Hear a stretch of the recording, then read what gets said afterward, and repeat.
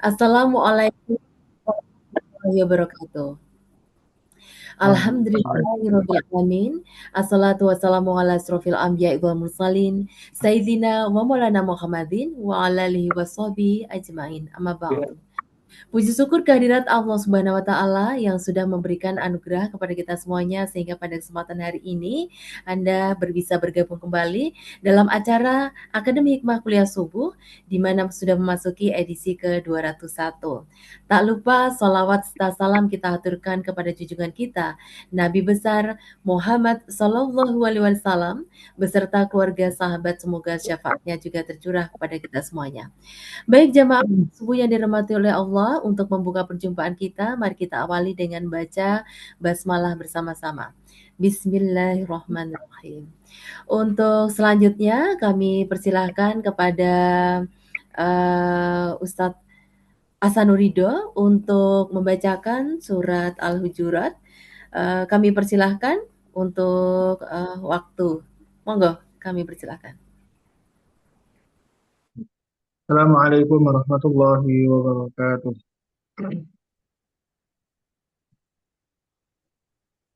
أعوذ بالله من الشيطان الرجيم. بسم الله الرحمن الرحيم. يا أيها الذين آمنوا لا تقدموا بين يدي الله ورسوله واتقوا الله إن الله سميع عليم. يا أيها الذين آمنوا لا ترفعوا أصواتكم فوق صوت النبي ولا تجهروا له بالقول كجهر بعضكم لبعض أن تحبط أعمالكم وأنتم لا تشعرون. إن الذين يغضون أصواتهم عند رسول الله أولئك الذين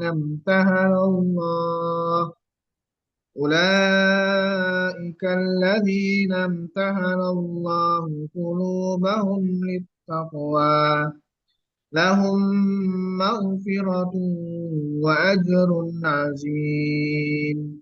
إن الذين ينادونك من وراء الهجرات أكثرهم لا يعقلون.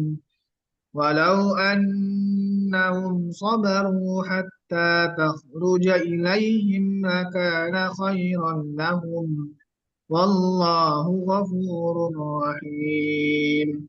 يا أيها الذين آمنوا إن جاءكم فاسق بنبأ فتبينوا أن تصيبوا قوما بجهالة فتصبحوا على ما فعلتم نادمين. واعلموا أن فيكم رسول الله لو يطيعكم في كثير من الأمر لعنتم ولكن الله حبب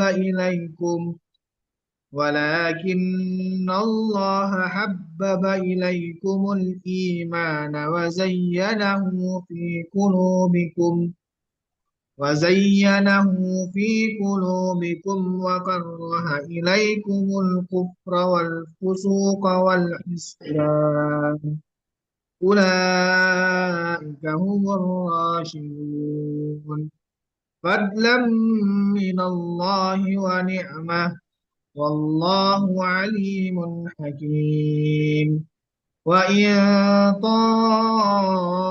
طائفتان من المؤمنين اقتتلوا فأصلحوا بينهما فإن بغت إحداهما على الأخرى فقاتلوا التي تبغي حتى تفيء إلى أمر الله فإن فاءت فأصلحوا بينهما بالعدل وأقسطوا إن الله يحب المقسطين إنما المؤمنون إخوة فأصلحوا بين أخويكم فاتقوا الله لعلكم ترحمون يا أيها الذين آمنوا لا يسخر قوم من قوم من عسى أن يكونوا خيرا منهم ولا نساء من نساء ولا نساء من نساء عسى أن يكن خيرا منهن ولا تلمزوا أنفسكم ولا تنابزوا بالألقاب بئس الاسم الفسوق بعد الإيمان ومن لم يتب فأولئك هم الظالمون يا أيها الذين آمنوا اجتنبوا كثيرا من الظن إن بعض الظن إثم ولا تجسسوا ولا يغتب بعضكم بعضا أيحب أحدكم أن يأكل لحم أخيه ميتا فكرهتموه واتقوا الله إن الله تواب رحيم يا أيها الناس إنا خلقناكم من ذكر وأنثى وجعلناكم شعوبا وقبائل لتعارفوا إن أكثركم عند الله أتقاكم إن الله عليم خبير قالت الأعراب آمنا قل لم تؤمنوا ولكن قولوا أسلمنا ولما يدخل الإيمان في قلوبكم وإن تطيعوا الله وإن تطيعوا الله ورسوله لا يلدكم من أعمالكم شيئا إن الله غفور رحيم إنما المؤمنون الذين آمنوا بالله ورسوله ثم لم يرتابوا وجاهدوا بأموالهم وأنفسهم في سبيل الله أولئك هم الصادقون قل أتعلمون الله بدينكم والله يعلم ما في السماوات وما في الأرض والله بكل شيء عليم يمنون عليك أن أسلموا قل لا تمنوا علي إسلامكم بل الله يمن عليكم أن هداكم للإيمان إن كنتم صادقين إن الله يعلم غيب السماوات والأرض والله بصير بما تعملون صدق الله العظيم.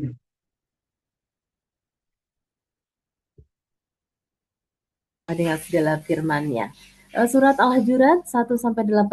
Terima kasih Ustadz Hasanurido yang sudah membacakan, dan tentunya tadi disampaikan terkait dengan pentingnya adab seperti tidak mendahului Allah dan Rasulullah dalam segala urusan, menghormati Nabi Muhammad SAW dan menjaga hubungan antar sesama mukmin melalui perdamaian dan persaudaraan. Dan tentunya surat ini juga menguraikan hakikat iman. Hakikat iman dan juga ketakwaan, pentingnya ketakwaan yang tulus dan tidak hanya tunduk pada lahiriah saja, tetapi juga ditutup atau ditegaskan dengan penegasan bahwa Allah Maha mengetahui segala yang gaib dan yang terlihat. Baik, alhamdulillahirobbilalamin, semoga yang membacakan mendapatkan pahala dan kita semua juga yang mengikuti juga mendapatkan pahala. Untuk selanjutnya kami persilahkan kepada Ustadz Pembahrianto untuk berkenan memimpin doa. Baik, Assalamualaikum warahmatullahi wabarakatuh. Waalaikumsalam warahmatullahi wabarakatuh. A'udzu billahi minasyaitonir rajim. Bismillahirrahmanirrahim. Alhamdulillahi rabbil alamin. Hamdan yuwafi ni'amahu wa yukafi'u mazidah. Ya Rabbana lakal hamdu wa lakal syukr wa lakal fad kama yanbaghi li jalalikal karimi wa azimi sultani. Allahumma salli ala Sayyidina Muhammadin wa ala ali Sayyidina Muhammad. Allahumma inni as'aluka bi anni ashhadu annaka antallahu la ilaha illa anta al-ahadus samad alladzi lam yalid wa lam yulad wa lam yakul lahu kufuwan ahad. Allahumma inni ala zikrika wa syukrika wa husni ibadatik.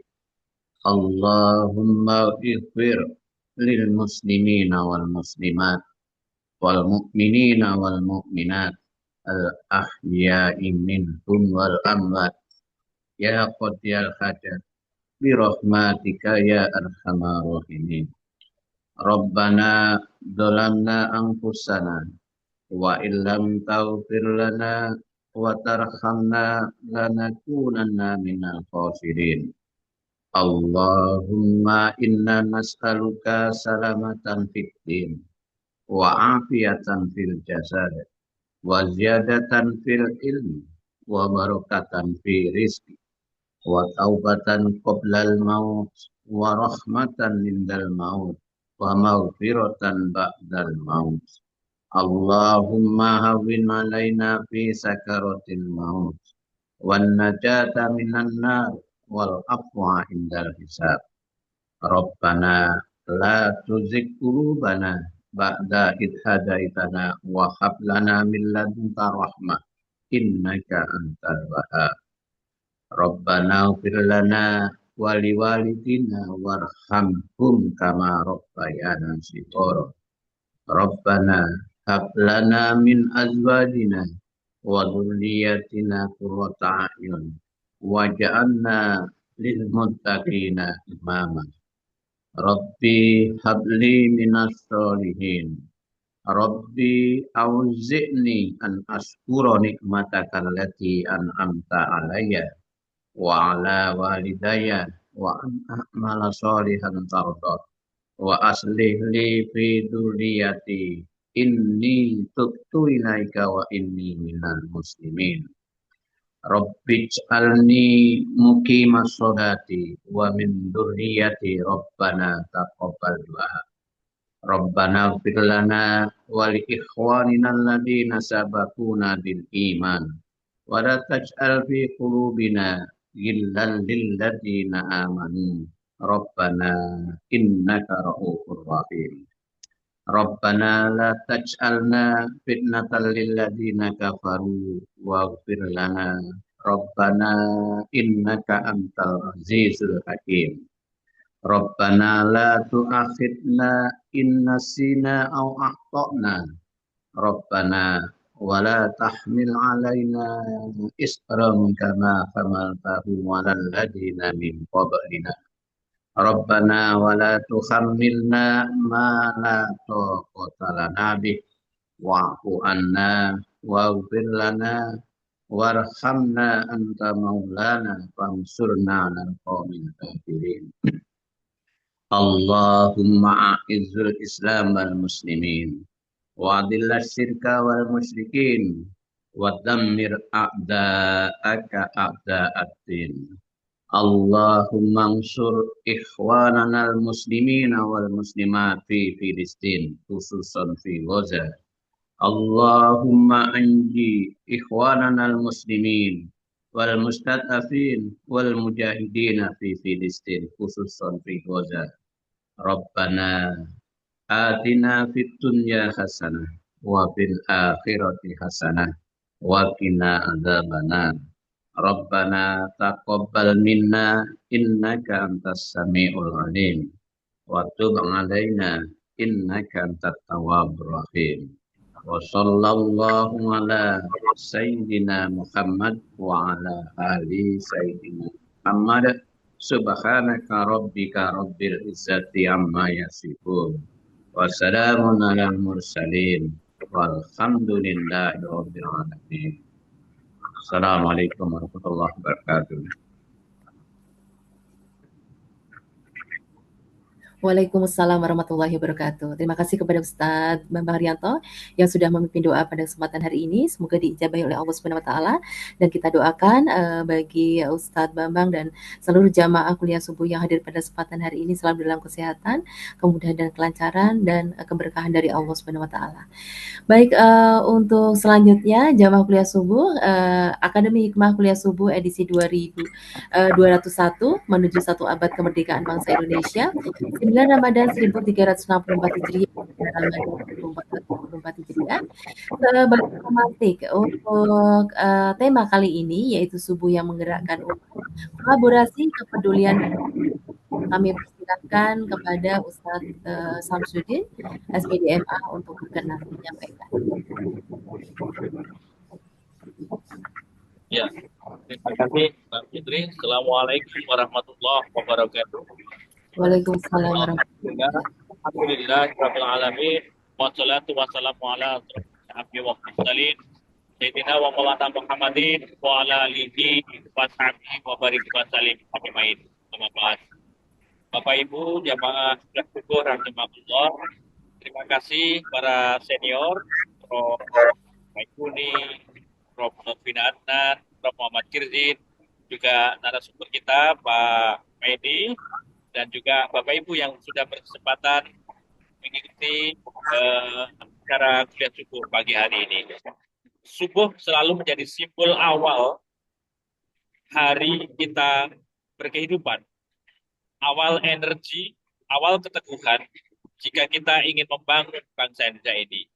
Maka subuh adalah sebagai metamor paling tepat, bangkit lebih awal, bergerak lebih sigap, dan juga terus menyalakan harapan. Oleh sebab itu, maka tema hari ini di edisi 201 ini, subuh yang menggerakkan umat, kolaborasi, kepedulian, dan juga keberkahan. Ini adalah kompas moral untuk perjalanan bangsa. Kolaborasi adalah kekuatan bersama untuk Indonesia. Para narasumber yang berbahagia, ini adalah berasal dari berbagai disiplin, ilmu agama, ilmu pendidikan, ilmu tafsir, dan juga berbagai hal keilmuan di dalam kehidupan ini. Ini menunjukkan bahwa perjalanan bangsa kita ini tidak hanya bisa dibangun oleh satu bidang, merupakan kolaborasi lintas ilmu, lintas generasi, dan juga lintas institusi. Ini adalah sebuah syarat mutlak untuk menuju Indonesia yang lebih unggul. Bapak Ibu sekalian, kepedulian ini adalah fondasi bangsa kita beradab. Indonesia tidak hanya akan maju masyarakatnya dengan individualis. Maka dalam ajaran Islam, kepedulian adalah jantung dari iman. Rasulullah bersabda, tidak sempurna iman seseorang sampai ia mencintai saudaranya sebagaimana ia mencintai dirinya sendiri. Bapak Ibu yang berbahagia, keberkahan. Tujuan tertinggi dari semua ikhtiar adalah keberkahan. Kemajuan tanpa keberkahan hanyalah kesuksesan semu. Berkahan muncul dari niat baik, usaha yang jujur, dan orientasi hidup yang benar. Bangsa berkeberkahan adalah bangsa yang tumbuh bernilai, bukan hanya berhasil. Waktu subuh, waktu dibukakan pintu rezeki. Rakyat mengajarkan bahwa keberkahan datang ketika mengawali sesuatu itu dengan kebaikan. Indonesia dengan mimpi 2045, dengan Indonesia emasnya. Mimpi besar yang dimulai dari subuh ini. Ketika kita berkumpul di sini, dari para akademisi, para pendidik, para lembaga dakwah, kampus, dan juga komunitas, ini sedang merajut benang peradaban. Apa yang kita bangun, ini adalah sebuah kajian untuk gerakan pencerahan. Gerakan yang menyerupkan hati, pikiran, dan juga aksi. Gerakan menuju bangsa yang berilmu, berakhlak, dan juga bermartabat. Bapak Ibu yang berbahagia, marilah kita jadikan momentum subuh ini sebagai energi untuk memperkuat kolaborasi, memperdalam kepedulian, dan juga keberkahan kepada Allah Subhanahu wa Ta'ala. Semoga menuju satu abad kemerdekaan bangsa Indonesia, kita menjadi iman yang kuat, unggul, ilmu yang mulia, dan juga kita mendapatkan kemerdekaan di dunia wal akhirah. Terima kasih kepada narasumber dan semua kru dari Akademi Hikmah dan juga semua yang sudah berikan kontribusi dalam kesempatan pagi hari ini. Terima kasih. Assalamualaikum warahmatullahi wabarakatuh. Waalaikumsalam warahmatullahi wabarakatuh. Terima kasih kepada Ketua Akademi Hikmah. Dalam hal ini diwakili oleh Bapak Syamsuddin SPD MA yang sudah memberikan pemantik pada kesempatan hari ini. Dan jamaah kuliah subuh yang dirahmati oleh Allah, Akademi Hikmah Kuliah Subuh, di mana saat ini sudah memasuki edisi 201 dan tadi juga sudah disampaikan terkait dengan subuh yang menggerakkan umat, kolaborasi, kepedulian, dan keberkahan. Menghadirkan narasumber, diantaranya adalah guru besar, guru-guru kita, kemudian ustazah kita. Diantaranya adalah Dr. Muhammad Nurul Humaidi MAG, dosen Fakultas Agama Islam Pasca Sarjana Universitas Muhammadiyah Malang, Profesor Dr. Hajah Nurfina Aznam, SU Apoteker, Guru Besar Jurusan Pendidikan Kimia Universitas Negeri Yogyakarta, Profesor Dr. Muhammad Kirzin MAG, Guru Besar Bidang Ilmu Tafsir Al-Quran Universitas Islam Negeri Sunan Kalijaga. Dan nantinya akan dipandu oleh moderator yaitu Dr. Nuraida SIP MSI, dosen Universitas Subang, Ketua Puspaga Kabupaten Subang. Dan dengan host yaitu Bapak Malani SAG MPD, penyuluh Agama Islam Kementerian Agama Kota Yogyakarta. Dan pada hari ini Rabu 19 November 2025 Anda bisa menyimak sampai jam 7 pagi nanti dan acara ini tentunya didukung oleh Akademi Hikmah, UTY-FM dari Rumah Sambil Quran Idaman Islami. Dan jamaah kuliah subuh yang dirahmati oleh Allah, tidak berpanjang lebar, saya tambahkan kembali karena Akademi Hikmah ini didukung oleh UP45 STIAN Yogyakarta, PSP IKUNY UTY-FM dari Rumah Sambil Quran Idaman Islami, Universitas Madani Parmusi STIE, Hamfara, Universitas Muhammadiyah Malang. Dan terima kasih jamaah kuliah subuh yang dirahmati oleh Allah. Kami persilahkan kepada Ustazah Nuraida untuk berkenan memimpin. Kami persilahkan. Ya, terima kasih Mbak Putri. Assalamualaikum warahmatullahi wabarakatuh. Enggak, nyanyi dulu biasanya Indonesia Raya. Oh, iya. Silakan. Baik. Baik, Ustadz Mahlania belum ada ya? Baik, saya mungkin bisa melanjutkan terlebih dahulu sebelum Pak Malani oh iya, silakan. Iya, Assalamualaikum warahmatullahi wabarakatuh. Waalaikumsalam warahmatullahi wabarakatuh. Bismillahirrahmanirrahim. Alhamdulillah. Assalatu wassalamu ala rasulillah wa ala alihi ashabihi wa ma'alah ma'ba'du. Mas Samsudin yang kami hormati, ini kayaknya di perjalanan ya Mas ya? Benar Mas. Halo. Wah. Sudah ada lancar. Masya Allah, sudah di kereta ini ya. Guru besar, para narasumber, dan seluruh hadirin wal hadirat yang kami hormati, puji syukur Alhamdulillah. Pagi hari ini kita diberikan kesempatan dan kesehatan untuk bisa saling silaturahmi.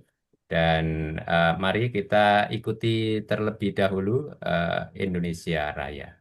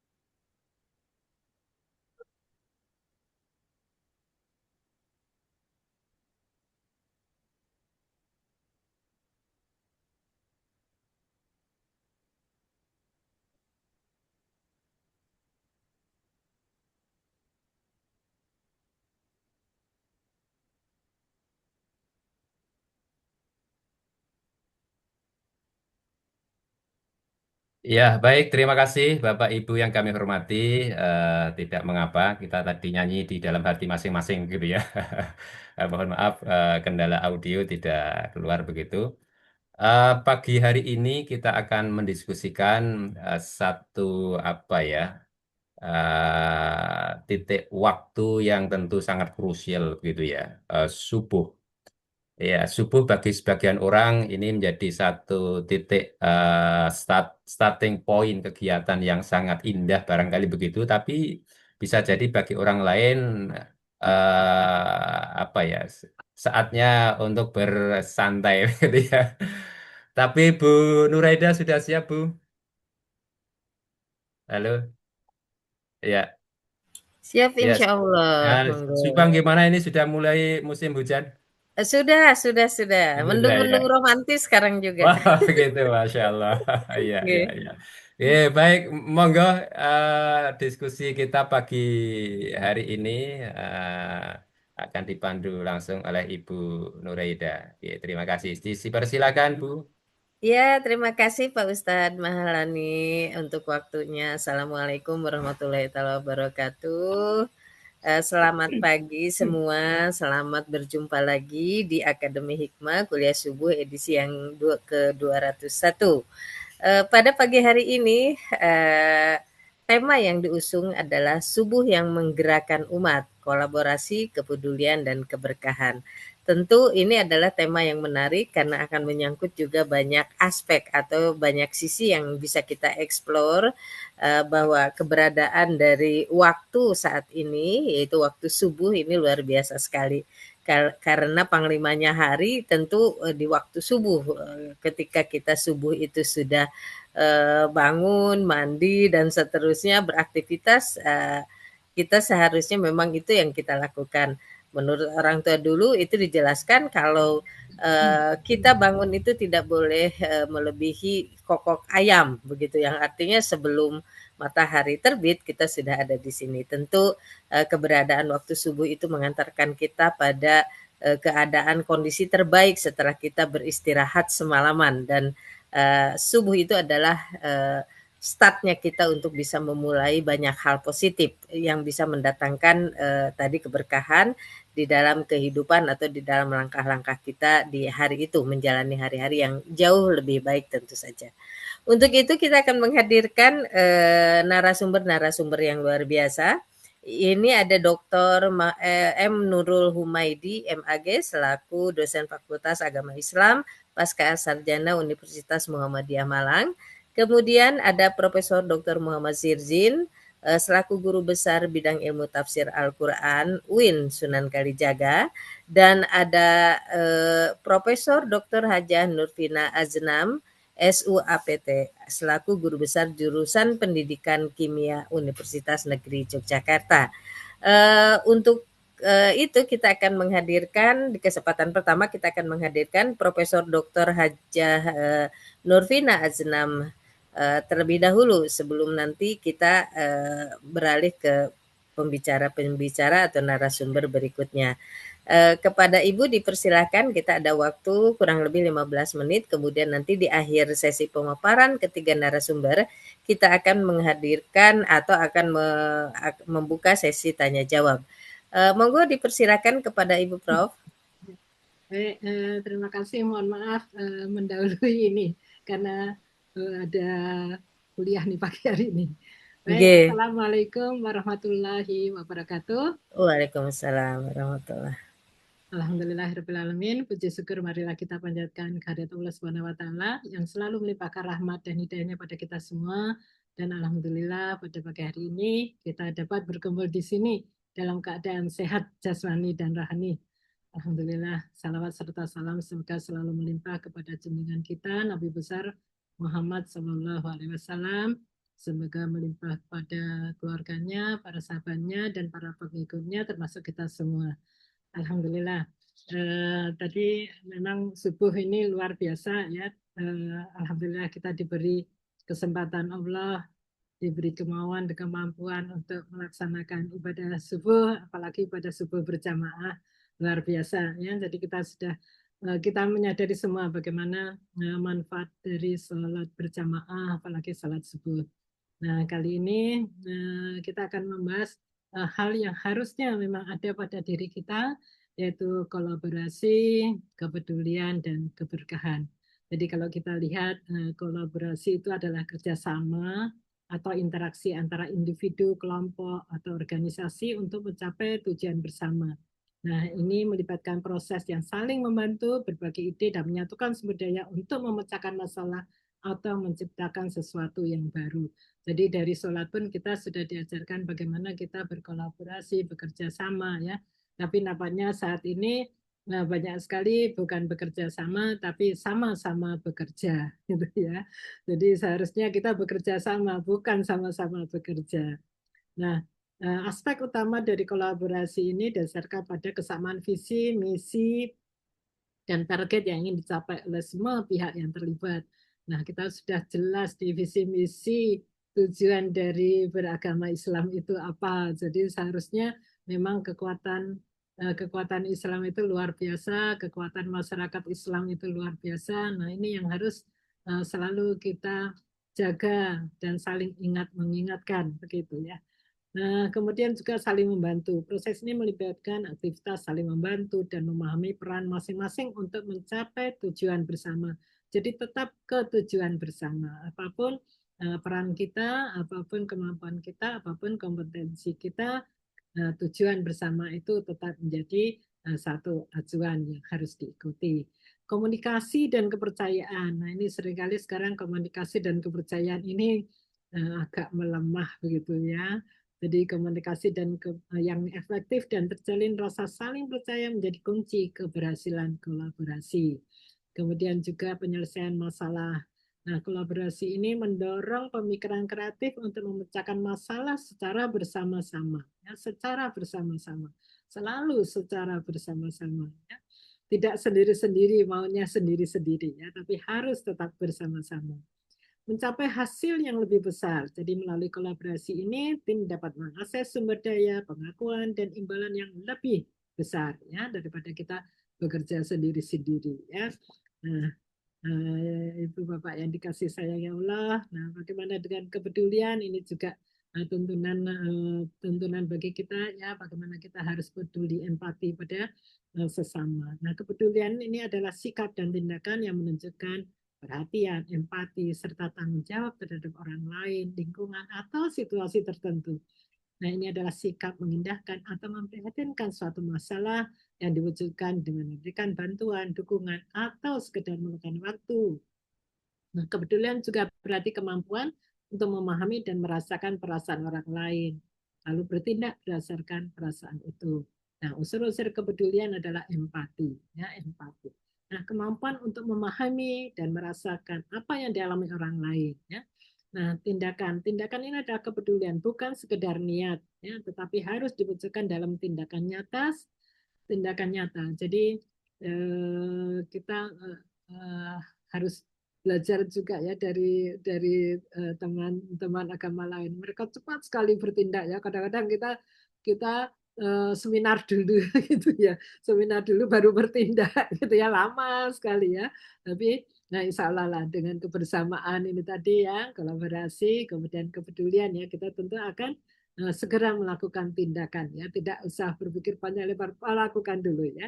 Jadi tindakan kepedulian bukan sekedar niat, tetapi harus diwujudkan dalam tindakan nyata seperti memberi bantuan ataupun apapun yang bisa kita berikan ya.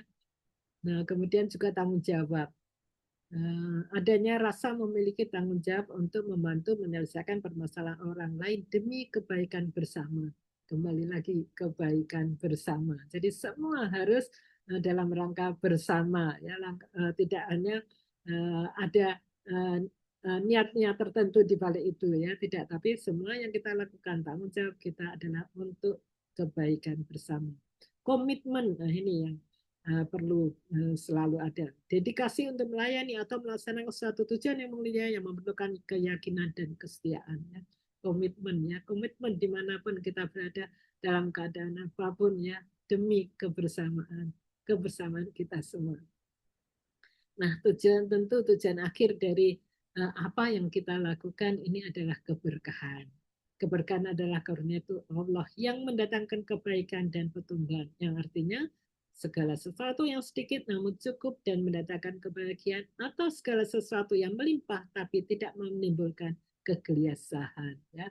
Jadi berkah, sedikit berkah, banyak pun berkah ya. Jangan sampai terjadi waktu sedikit berkah tapi begitu banyak sudah tidak barokah lagi ya. Nah, inilah yang harus kita semua saling mengingatkan untuk keberkahan ya, selalu mensyukuri nikmat Allah apapun yang Allah berikan pada kita ya. Nah, kalau tidak salah nih dalam bahasa Arab, barokah berarti pertambahan kebaikan baik yang bersifat material maupun spiritual ya. Jadi kalau berkah ada nilai tambah, ada sesuatu menjadi lebih baik ya, menjadi berkah, barokah gitu ya. Nah, apa aspek-aspek keberkahan bertambahnya kebaikan? Keberkahan adalah bertambahnya kebaikan pada diri, pada harta, waktu, atau aspek kehidupan lainnya. Ya, jadi berkah, kita berkumpul menjadi berkah, kita punya waktu itu menjadi berkah, harta kita juga berkah, ya, dapat kita gunakan ke sesuatu yang lebih baik dan lebih baik lagi. Kemudian ada rasa cukup dan tenang. Keberkahan seringkali ditandai dengan rasa puas, tenang, meskipun penghasilan sederhana. Sebaliknya, harta yang melimpah tanpa keberkahan justru bisa menimbulkan kegelisahan. Nah, manfaat spiritual dan material. Keberkahan mencakup nikmat yang bersifat material dan spiritual. Ya, misalnya, spiritual ada ketenangan hidup, sementara contoh material ada kesehatan dan harta yang bisa mencukupi. Gitu ya. Jadi apalagi alhamdulillah kita diberi barokah Allah untuk sehat, sehingga kali ini kita bisa berkumpul dalam majelis yang mulia ini. Nah, berkah dalam amal, suatu amal dianggap berkah jika mendatangkan manfaat seperti ibadah yang membuat seseorang menjadi lebih rendah hati dan penyayang, bukan sombong. Dan sumber keberkahan berasal dari Allah Subhanahu wa taala yang dapat diturunkan melalui berbagai hal seperti hujan, Al-Qur'an, ya, waktu-waktu tertentu dan tempat-tempat tertentu. Jadi alhamdulillah semua yang kita terima ini adalah barokah dari Allah ya, barokah dari Allah. Nah, kita punya waktu yang cukup, kita punya harta yang cukup, kita punya kesehatan ya, punya kesehatan ya. Alhamdulillah ya. Dan ini memang bagaimana Allah memberi kita banyak sekali nikmat ya, banyak sekali nikmat ya. Nah, kita juga merasakan bagaimana hikmah dari kolaborasi ya. Pekerjaan pasti akan menjadi lebih ringan, masalah menjadi mudah diselesaikan, mudah dihadapi, dan persaudaraan menjadi kuat ya. Kepercayaan tumbuh dan tiada ada kebencian ya. Nah, ini barokah, kemudian kepedulian ya, bagaimana kita dengan saya sendiri juga merasakan ya bagaimana sholat berjamaah di masjid gitu ya, kita melihat di sekeliling kita ya betapa betapa kerjasama, kepedulian sesama selalu tersampaikan di majelis waktu kita sholat subuh ya. Ini beliau sedang sakit, terus mereka menengok dan sebagainya. Ya, ini adalah bentuk satu kepedulian. Nah, Ibu dan Bapak yang dikasih sayangnya Allah, alhamdulillah, bagaimana kita mencoba untuk selalu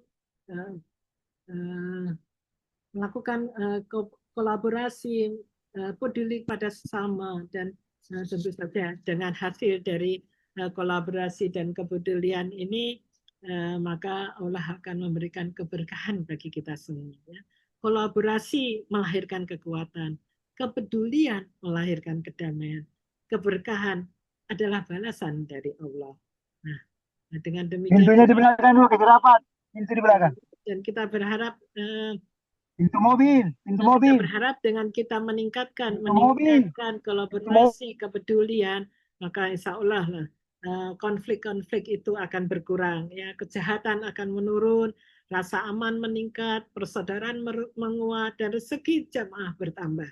Nah, semoga kita diberi kemudahan, kemauan, dan kemampuan oleh Allah Subhanahu Wa Taala untuk kita melaksanakan ini dimanapun kita berada, sebagai apapun kita, dalam keadaan apapun kita, peran apapun yang kita mainkan. Nah, semoga Allah Subhanahu Wa Taala selalu memberikan kemudahan, rahmat, hidayah kepada kita semua, sehingga kita dapat bangun hidup dengan kolaborasi, hidupkan hati dengan kepedulian, raih keberkahan dalam setiap langkah.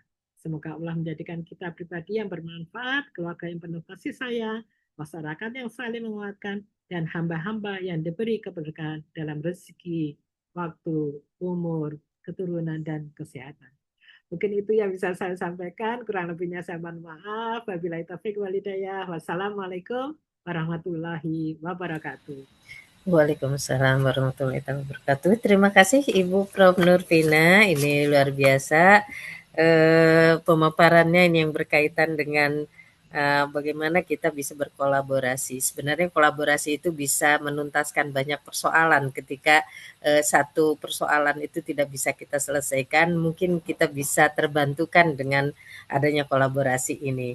Nah, tentu tadi kolaborasi itu akan memberikan kekuatan bagi kita sebagai umat, dan kemudian kepedulian yang kita hadirkan dari proses niatan tadi itu harus memang diwujudkan dalam tindakan-tindakan yang nyata sehingga bisa menimbulkan kedamaian, dan keberkahan itu adalah bonusnya dari Allah kepada kita, sehingga ini menjadi akan berdampak luar biasa kepada kehidupan kita, tentu saja kehidupan yang lebih baik. Terima kasih Bu Prof. Selanjutnya kita akan menghadirkan Pak Dr. Nurul Humaidi MAG. Kepada Pak Dr. Humaidi dipersilahkan. Assalamualaikum warahmatullahi wabarakatuh. Waalaikumsalam. Alhamdulillah wa syukurillah wassalatu wassalamu ala rasulillah Muhammad ibn Abdullah wa ala alihi wa sahbihi wa mawala wa la hawla wa la quwata illa billah. Amma ba'd, yang sama-sama kita hormati pengelola kajian subuh yang sangat luar biasa, para tokoh-tokoh yang hari ini memberikan kontribusi. Yang pertama Ibu Nuraida selaku moderator, Ibu Prof. Nurvina Asnam, Prof. Muhammad Hirzin, dan Yai Hamim Zarkasi, para ibu dan bapak yang saya muliakan. Saya merasa berbahagia karena bisa ikut dalam acara di pagi hari ini, diskusi dengan topik subuh yang menggerakkan, ya, dengan menekankan pada 3 aspek: kolaborasi, kepedulian, dan keberkahan. Saya ingin memulai bahwa Tema tentang subuh ini menjadi sangat penting untuk kita renungkan, untuk kita jadikan sebagai fondasi di dalam menjalani kehidupan ini, karena ditegaskan di dalam Al-Quran, ya, perintah sholat itu salah satu yang disebutkan adalah pentingnya sholat subuh. Ya. Allah berfirman, A'udzu billahi minasyaitonir rajim. Aqimis sholata liduluki syamsi ila ghasaqil laili wa qur'anal fajr. Inna qur'anal fajri kana mashhuda. Dirikanlah salat dari sesudah matahari tergelincir sampai gelap malam, ya. Ini menunjukkan 4 salat. Yang pertama zuhur, asar, maghrib, dan isya. Yang isya itu berada di waktu di mana malam sudah mulai gelap, ya. Dan dilanjutkan, dan dirikanlah pula salat subuh. Ya. Sesungguhnya salat subuh itu disaksikan. Ya. Yang pertama, salat subuh di dalam ayat ini disebut secara spesifik menyertai rangkaian 4 salat yang lain yang sebelumnya. Ini menunjukkan bahwa begitu pentingnya sholat subuh ini di dalam konteks ayat ini. Ditambahkan lagi dengan rangkaian kalimat sesudahnya, Inna Qur'an al-fajri kana masyhuda, dan sesungguhnya sholat subuh itu disaksikan. Di dalam tafsir, disaksikan oleh para malaikat, ya. Bukan hanya disaksikan oleh sesama manusia yang hadir di dalam sholat subuh berjamaah, tetapi disaksikan oleh para malaikat.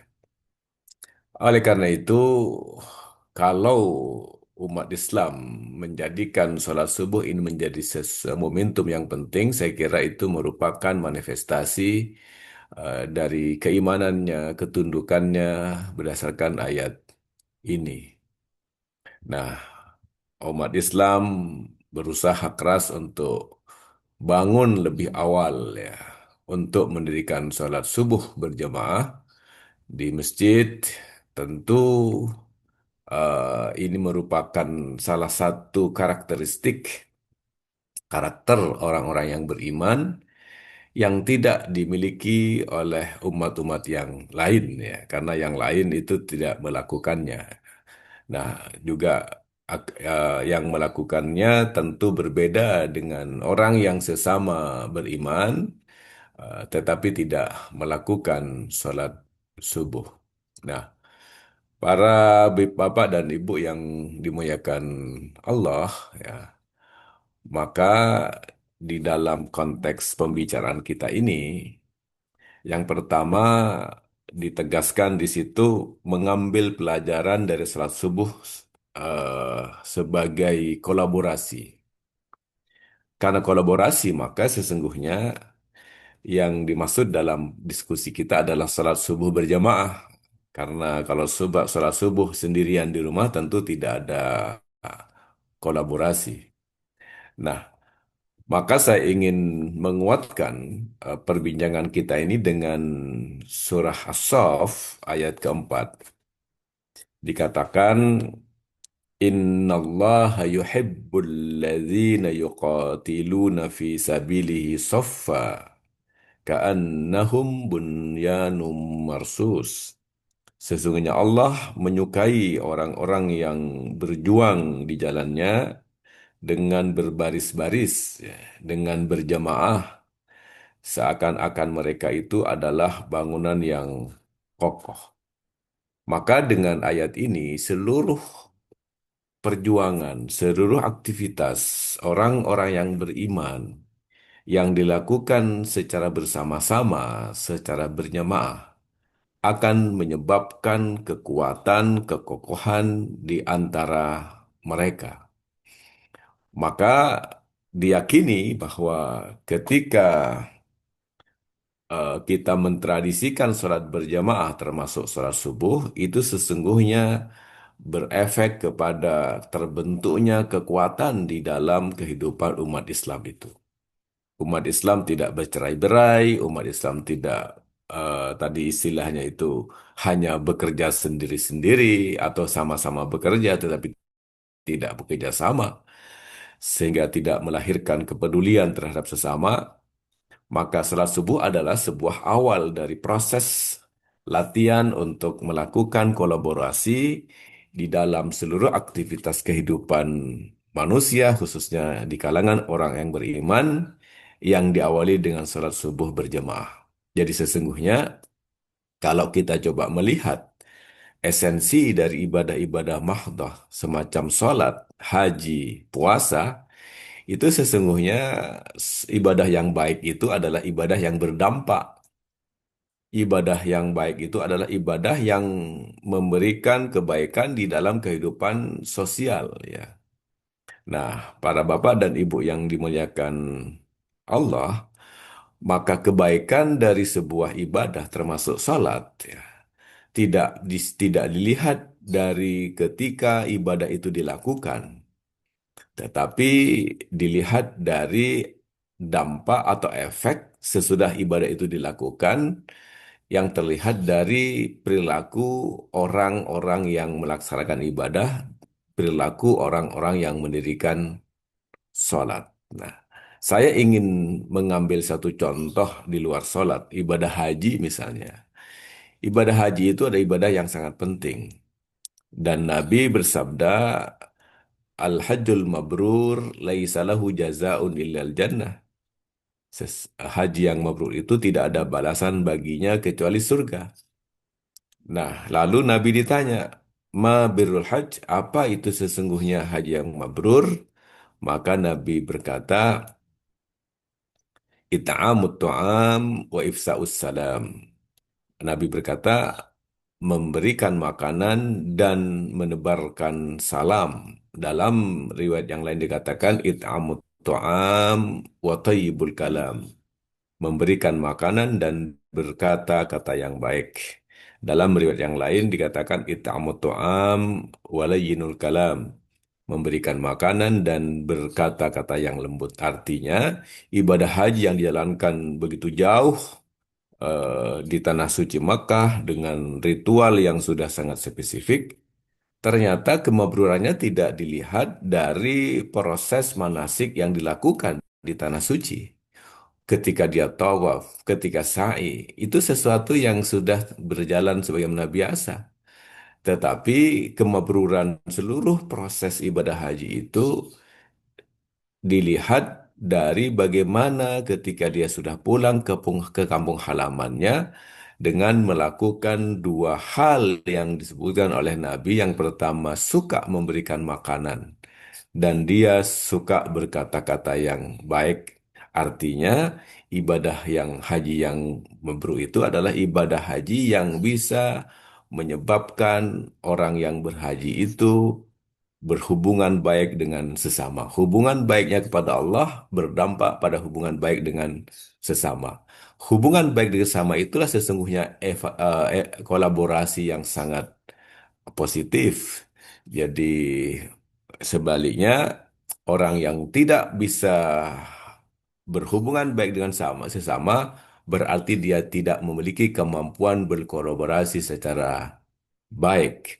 Nah, dalam konteks ini, dalam kehidupan sehari-hari, sholat subuh yang didirikan berjamaah di masjid adalah sebuah momentum latihan untuk belajar berkolaborasi bersama-sama dengan orang lain dalam konteks ibadah mahdoh berhubungan dengan Allah SWT. Tetapi tentu ibadah-ibadah mahdoh apapun tidak berhenti pada ketika ibadah itu dilakukan, tetapi dilihat dari bagaimana setelah ibadah dilakukan dalam konteks hubungan dengan sesama manusia. Dan karena itu ada hadis qudsi yang menunjukkan ibadah sholat yang diterima oleh Allah. Jadi hadis qudsinya begini. Innama ataqabbalu salata mimman tawadhu'a biha li'uzmati wa lam yastadil biha ala khalqi wa lam yabit musirran ala ma'siyati wa qata'an nahara dzikri wa rahimal masakin wa ibnas sabila wal armalata wa rahimal musab. Saya berhenti di situ karena ini masih panjang lagi. Allah berfirman dalam hadis kursi. Hadis kursi itu adalah firman Allah yang disampaikan oleh Rasulullah selain Al-Quran ya. Nah, yang pertama, sesungguhnya aku hanya akan menerima salat dari orang yang merendahkan diri dengan salatnya karena kebesaranku, yang tidak menyombongkan diri kepada makhlukku, yang tidak mengulang-ulang bermaksiat kepadaku, yang mengisi siangnya dengan berzikir atau ingat kepadaku, yang menyayangi orang-orang miskin, orang yang dalam perjalanan, janda yang menderita, dan yang mengasihi orang-orang yang ditimpa musibah. Ada 5 bagian dari hadis ini yang menandakan tanda-tanda orang yang sholatnya diterima. Yang pertama adalah orang yang merendahkan diri dengan sholatnya karena kebesaran Allah. Ini dalam konteks dia melakukan ibadah kepada Allah. Saya kira ini nuansanya adalah vertikal. Tetapi yang kedua adalah yang tidak menyombongkan diri kepada makhlukku, kata Allah. Artinya, ini menunjukkan kolaborasi yang sangat positif yang terbangun dari praktik-praktik sholat yang dilakukan oleh orang-orang yang beriman. Maka orang yang sholat, karena dia terlatih untuk bersama-sama dengan orang lain, berkolaborasi dengan orang lain dalam konteks mendirikan sholat berjamaah, maka hasilnya dia memiliki kolaborasi yang sangat baik dengan sesama. Maka dia tidak akan merasa dirinya lebih hebat daripada orang lain. Karena orang yang merasa dirinya lebih hebat daripada orang lain itu termasuk dalam kategori takabur. Yang kata Allah, yang tidak menyombongkan diri kepada makhlukku.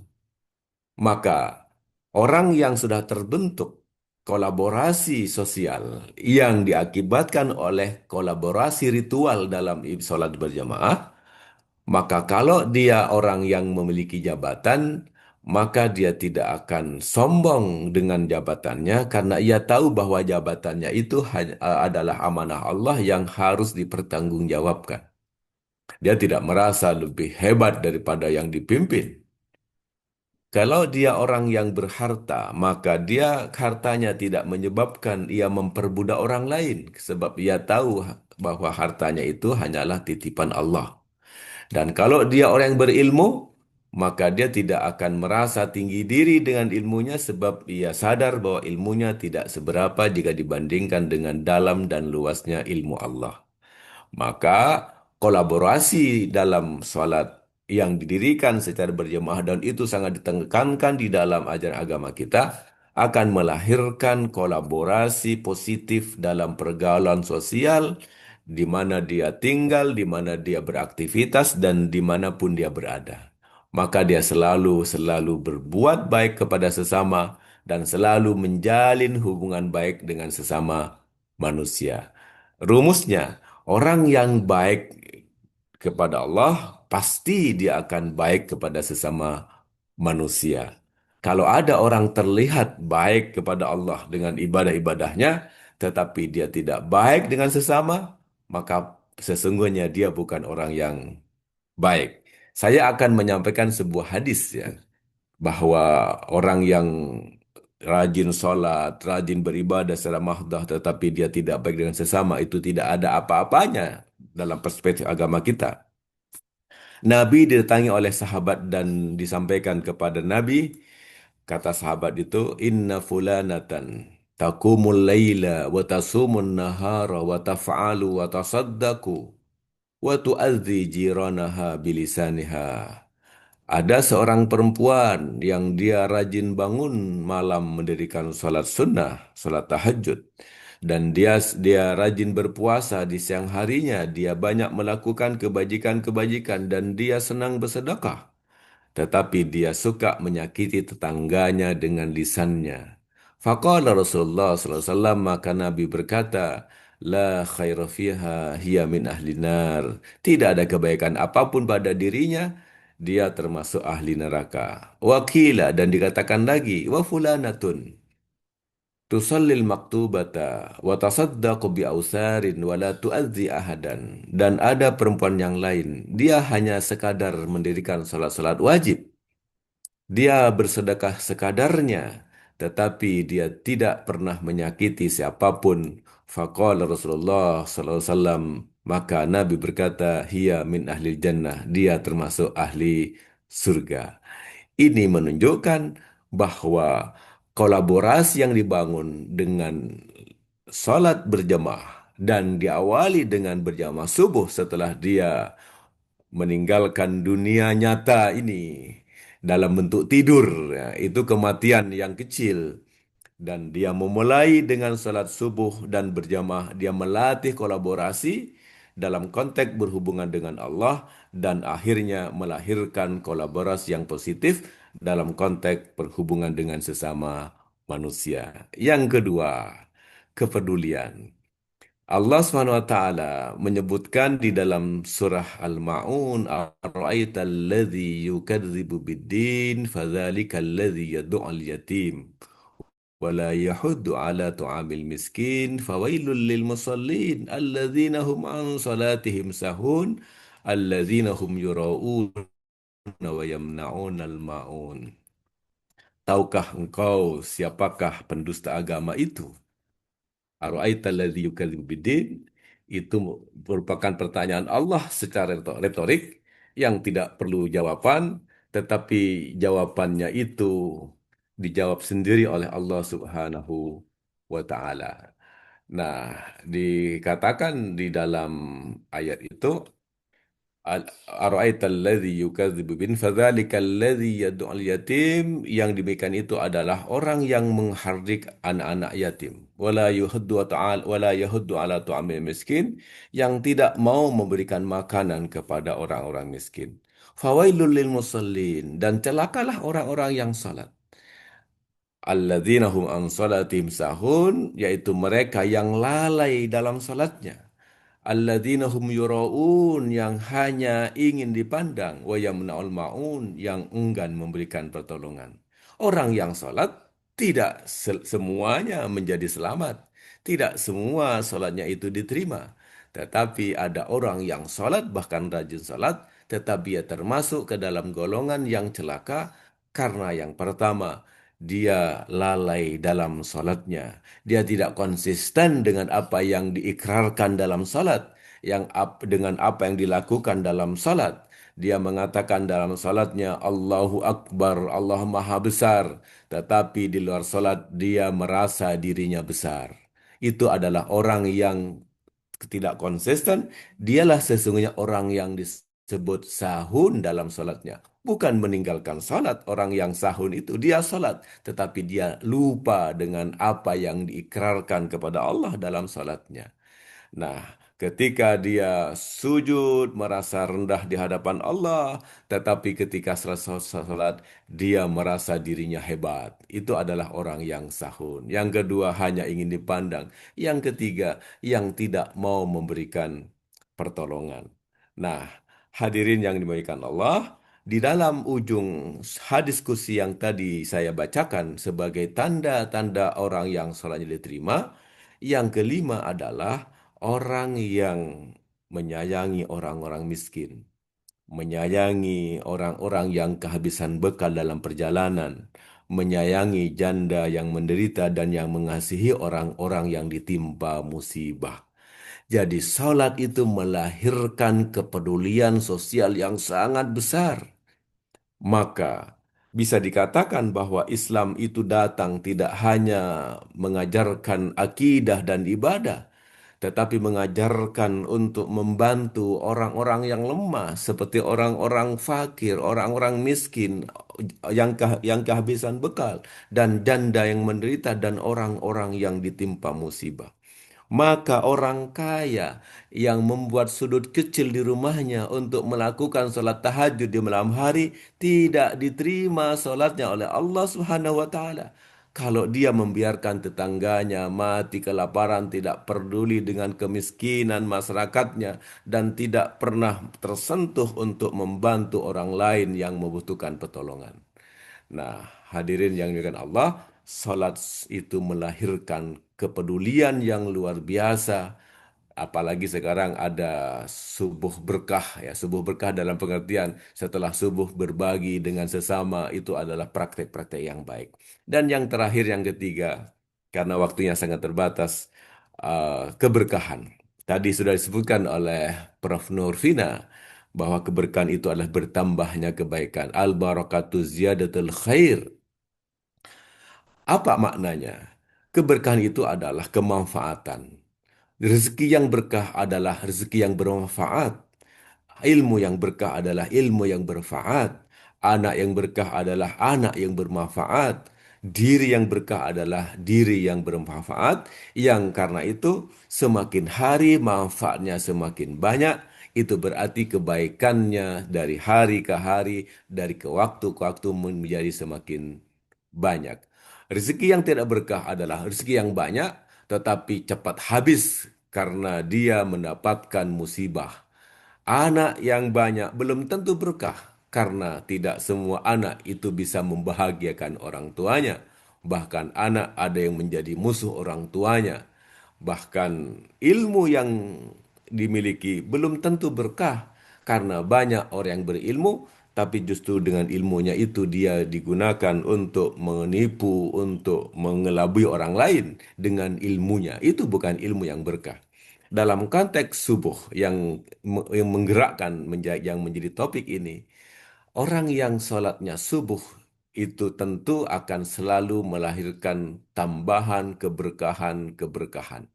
Nah, dalam konteks ini, saya kira kita harus menyadari betul bahwa kebaikan-kebaikan itu adalah kemanfaatan bagi orang lain. Dan sebaik-baik manusia, kata Nabi, khairun nasi anfa'uhum linnas. Orang yang terbaik adalah orang yang paling banyak bermanfaat bagi orang lain. Maka dia senang membantu, peduli kepada orang lain. Itu adalah orang yang baik. Orang yang baik bukan orang yang suka meminta bantuan kepada orang lain. Orang yang baik adalah orang yang senang memberikan bantuan kepada orang lain. Orang yang baik adalah orang yang memberikan manfaat kepada orang lain. Orang yang buruk adalah orang yang memanfaatkan orang lain buat dirinya. Itu saya kira itu penting untuk kita renungkan tentang konsep khairun nas anfa'uhum linnas. Jadi sekali lagi saya tegaskan lagi, orang yang baik adalah orang yang memberikan manfaat kepada orang lain, dan orang yang buruk adalah orang yang memanfaatkan orang lain buat dirinya. Saya kira itu Bapak Ibu yang dimuliakan Allah. Semoga senantiasa dalam lindungan Allah dan di dalam petunjuk Allah Subhanahu wa taala. Mohon maaf manakala ada kehilafan. Terima kasih atas segala perhatian. Wassalamualaikum warahmatullahi wabarakatuh. Waalaikumsalam warahmatullahi wabarakatuh. Terima kasih kepada Pak Dr. Humaydi untuk pemaparannya. Ini luar biasa sekali menjelaskan bahwa di dalam konteks tadi subuh itu menggerakkan yang berkaitan dengan kolaborasi, kepedulian dan keberkahan itu memang dimulai dari sholat subuh tentu saja kita sebagai muslim. Dan di sana ibadah yang baik-baik itu tentu saja harus memberikan dampak yang juga positif sifatnya begitu. Dan tentu terimplementasikan itu dalam sholat-sholat mungkin yang memang bisa diterima oleh Allah. Kira-kira yang seperti itu. Dan apa saja ciri-cirinya adalah orang yang diantaranya mampu merendahkan diri di hadapan Allah yang terkait dengan habluminallah, dan habluminanasnya tentu ada beberapa poin yang terkait dengan kita tidak boleh menyombongkan diri dan juga memberi dan kita mudah memberikan pertolongan kepada orang lain serta memiliki kepedulian sosial yang tinggi. Karena sebaik-baiknya manusia, sebaik-baiknya orang itu adalah mereka yang bermanfaat bagi sesama. Kira-kira seperti itu. Selanjutnya kita akan masuk ke pembicara berikutnya, yaitu Profesor Muhammad Zirzin. Kepada Pak Prof dipersilahkan. Assalamualaikum warahmatullahi wabarakatuh. Waalaikumsalam. Alhamdulillahirrabbilalamin. Assalatu wassalamu ala asyrafil mursalin wa ala alihi wa sahbihi ajma'in amma ba'du. Qala ta'ala fil Qur'anil Karim, a'udzu billahi minasyaitonir rajim. Bismillahirrahmanirrahim. Wa'tasimu bihablillahi jami'an wa la tafarraqu. Wa qala ta'ala wa ta'awanu 'alal birri wat taqwa wa la ta'awanu 'alal itsmi wal 'udwan. Shadaqallahul 'adzim. Zumin Zumiat rahimakumullah, khusus Prof. Nurfina Islam, Ustadz Nurul Humaidi, Ibu Dr. Nuraida, dan Zumin Zumiat rahimakumullah. Subuh kolaborasi, kepedulian, dan keberkahan. Kemukjizatan subuh kita bisa mengenang revolusi Iran. Bagaimana Ruhullah Khomeini yang berada di pengasingan ketika Iran dalam cengkraman penguasa yang zalim, Reza Pahlavi, lalu mereka minta kepada Khomeini untuk memimpin revolusi. Khomeini dengan cerdas, sigap, dan cermat berkata, saya siap memimpin revolusi Iran, syaratnya subuhan jamaahnya sama dengan Jumatan. Sanggup? Sanggup. Lalu itu dilaksanakan. Subuhannya itu jamaahnya sama dengan Jumatan. Ini renungan yang pertama buat kita, muslimin, muslimah di Indonesia. Kalau ingin Islam berjaya, ya menyemarakkan subuh. Itu poin yang pertama. Ini bukan omon-omon ya, jadi pengalaman, best practice dari revolusi Iran. Itu menggambarkan apa? Ya, jamaah yang banyak itu menjadi begitu penting, seperti ilustrasi penggambaran bagaimana lidi, ya. Ada lidi, ada sapu lidi, apa fungsi sebatang lidi, 2 batang lidi, 10 batang lidi. Ya, mau untuk nyapu ya nggak bisa, untuk memukul juga nggak sakit-sakit amat.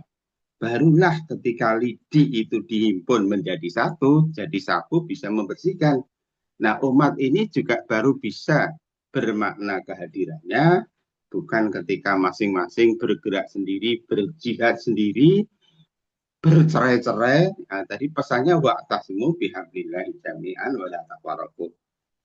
Keberkahan itu bersama jamaah, al barakatuh ma'al jamaah. Keberkahan itu pada jamaah. Jamaah itu ciri makna berjamaah itu ada kolaborasi dan ada kepedulian pada kepentingan bersama. Innallaha la yughayyiru ma biqaumin hatta yughayyiru ma bi anfusihim.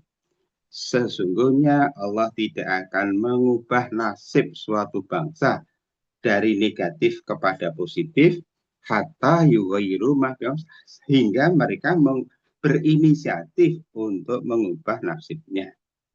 Beda antara perubahan individu dan sosial. Kalau orang ingin mengubah dirinya sendiri, ya dia tinggal mengambil keputusan dan laksanakan. Dan jika itu kolektif, jamaah, umat, bangsa, ya harus ada mengikuti sunnahnya tersendiri, mengikuti hukumnya apa. Harus ada ide untuk perubahan. Yang kedua, ide itu harus didukung oleh anggota jamaah. Dan yang ketiga dilaksanakan. Ide menjadi tinggal ide, yaitu omon-omon. Ya. dalam konteks kekinian mutakhir bangsa Indonesia, Presiden Prabowo Subianto telah membentuk Komisi Percepatan Reformasi Polri. Sebagian orang itu cemas, sebagian pesimis. Bagaimana ini Komisi Reformasi Kepolisian? Kalau 5 dari anggotanya itu adalah dari polisi. Jangan-jangan ini jeruk makan jeruk. Nah, itu kritik dari Forum Tanah Air. Mudah-mudahan suara Forum Tanah Air itu dipertimbangkan. Yang namanya SK adalah SK, yang namanya keputusan adalah keputusan. Bila mana keputusan itu ada yang kurang tepat, mestinya itu ditepatkan, mestinya dilakukan koreksi. Salah satu usulan ya dari Forum Tanah Air untuk ini kan arahnya kan reformasi yang positif. Ya, dari antara 5 polisi itu mestinya diganti oleh akademisi pakar ya bidang ketatanegaraan dan lain sebagainya. Itu poinnya. Nah, kalau kolaborasi itu tidak akan terwujud kalau tidak seia sekata, gitu ya. Ini ada dari polisi. Nah, bagaimana polisi mau mereformasi polisi itu bayangannya tidak mudah. Nah, ini kalau dikatakan bahasa Jawa itu salah kejadian, bisa juga. Di satu sisi, ya kita memberikan dukungan kepada Prof. Mahfud MD, kepada Prof. Jimli, ya untuk bagaimanapun berusaha ya mewujudkan reformasi ini. Kenapa harus ke sana? Ya, seruan tuntutan reformasi total Polri itu ya dalam rangka mewujudkan keberkahan kehidupan berbangsa bernegara. Maka ikhtiar kolaborasi ya, kalau kolaborasi ini satu setengah hati, kalau kepeduliannya itu setengah hati, ya mana mungkin itu menjadi kenyataan. Nah, juga di dalam Al-Quran itu mengenai fenomena subuh ya, ternyata subuh itu tidak selalu baik-baik saja. Bagaimana Allah Subhanahu wa Ta'ala mengingatkan ya kaumnya Lut ya, ketika sudah melakukan tindakan-tindakan yang luar biasa dalam tanda petik itu, kaumnya Lut gitu ya. Lalu Allah mengirim 2 malaikat. Ya tentu saja malaikat ini tampil dalam bentuk pemuda yang sangat tampan. Nah, disitulah istrinya Lut malah woro-woro. Di rumahku ada pemuda cakep banget, gitu ya. Nah, lalu Allah sebenarnya malaikat itu untuk mengingatkan Nabi Lut bahwa sudah tiba saatnya umatnya itu mendapat pelajaran. Maka Nabi Lut diperintahkan untuk pergi dari kampung halamannya beserta orang-orang yang beriman, beserta keluarganya dan pengikutnya, kecuali istrinya. Nah, itu sudah ini ya. Dan waktunya, temponya malam hari diingatkan, batas akhirnya subuh. Nah, subuh itulah bencana itu akan tiba. Tentu tidak ada hubungannya kalau gempa Jogja itu ya subuh-subuh, katalah 5:30 atau apa. Ya tentu semua kembali kepada Allah Subhanahu wa Ta'ala, tapi poinnya bagaimana al-barakatu ma'al jamaah, berkah itu bersama kebersamaan. Maka dalam konteks keindonesiaan mari kita perteguh persaudaraan kita, Bhinneka Tunggal Ika, NKRI harga mati, Pancasila pandangan hidup bangsa, kembali ke UUD 45 asli 18 Agustus sebelum 1944. Tanpa kembali ke UUD 45, omong kosong mengembalikan kejayaan Republik Indonesia. Demikian, terima kasih dan mohon izin untuk live karena ada kegiatan yang tidak bisa didengarkan. Terima kasih. Assalamualaikum warahmatullahi wabarakatuh.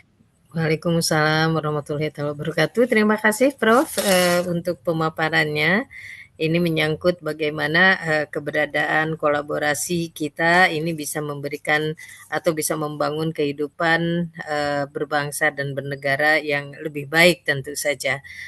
Ikhtiar ke arah situ tentu harus dilengkapi dengan banyak hal tentu saja. Dan diantaranya adalah bagaimana kita melakukan reformasi terhadap kehidupan berbangsa dan bernegara untuk hal-hal yang memang dianggap krusial untuk berubah begitu. Dan yang terpenting adalah apapun itu kita harus kembali ke kebinekaan kita, kembali ke Undang-Undang Dasar 45. Untuk itu dengan berakhirnya sesi pemaparan kita akan memasuki sesi berikutnya yaitu sesi tanya jawab atau tanggapan terhadap pemaparan para narasumber tadi. Kepada audiens monggo dipersilakan raise hand atau juga boleh menuliskan di room chat.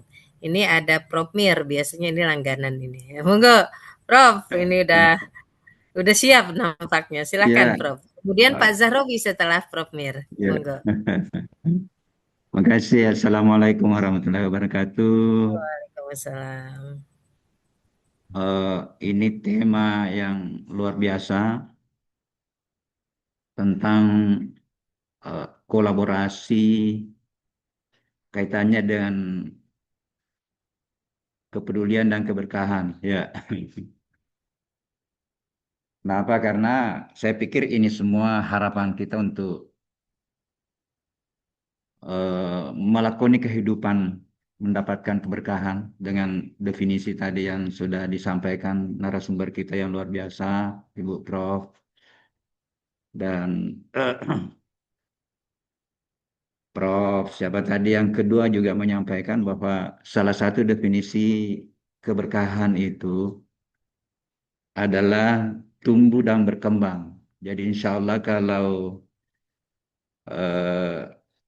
kegiatan kita ini berkah, yang sudah pertemuan keberapa, insya Allah akan tumbuh dan berkembang sampai kita mencapai apa yang kita harapkan dari tujuan kajian ini, bagaimana Indonesia akan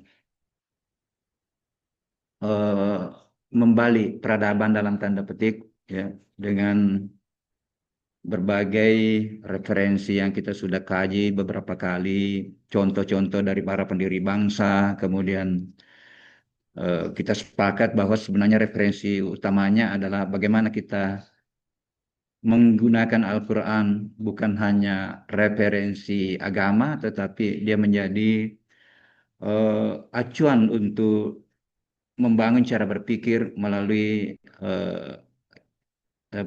ilmu pengetahuan dan pendidikan. Nah, termasuk menggunakan istilah-istilah atau nomenklatur di dalam bagaimana terbangunnya suatu kesadaran. Apa yang saya maksud bahwa saya kurang sepakat dengan selalu istilah bagaimana kita meningkatkan daya saing. Tadi apa yang disampaikan tadi itu karena terkadang ini ya, kosakata inilah meskipun hanya dua kata daya saing, tetapi itu akan mempengaruhi kesadaran dan tindak laku kita di dalam hidup masyarakat, hidup beragama, termasuk hidup secara pribadi ya. Nah, ini sangat bijak ini bagaimana kita memperluas kolaborasi dengan menguatkan daya tawar. Saya tawarkan istilah ini mungkin lebih cenderung bagaimana meningkatkan daya tawar bangsa. Daya tawar bangsa di sini itulah ilmu pengetahuan, bagaimana pengetahuan teknologi, bagaimana akhlak ya. Nah, karena kalau daya saing itu selalu ada konotasi negatifnya, selalu mau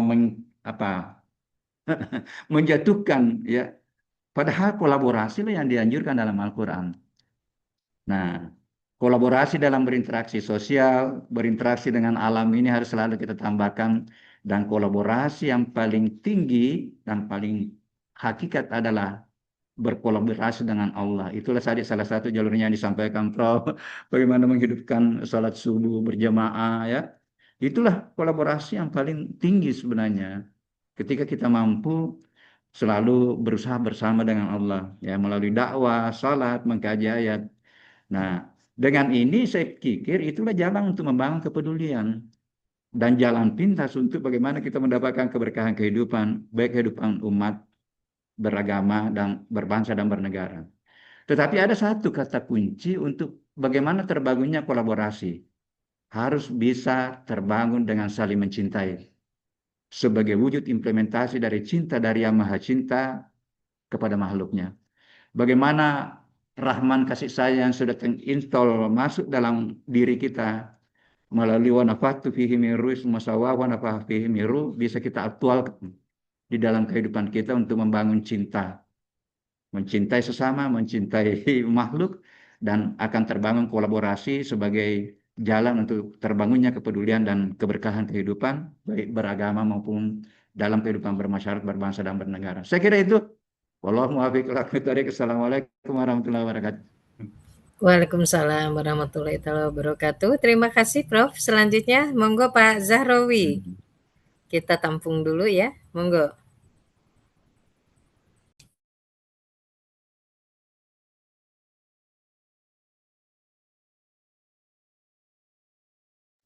Masih di mute, Pak.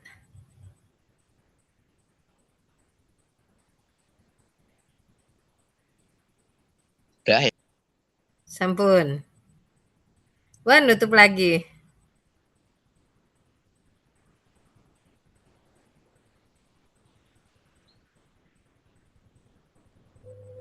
Nutup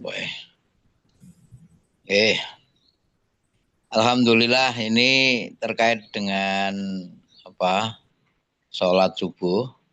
Sebenarnya saya memahaminya secara utuh itu sholat, ya. Tidak sebatas sholat subuhnya saja, tapi sholat.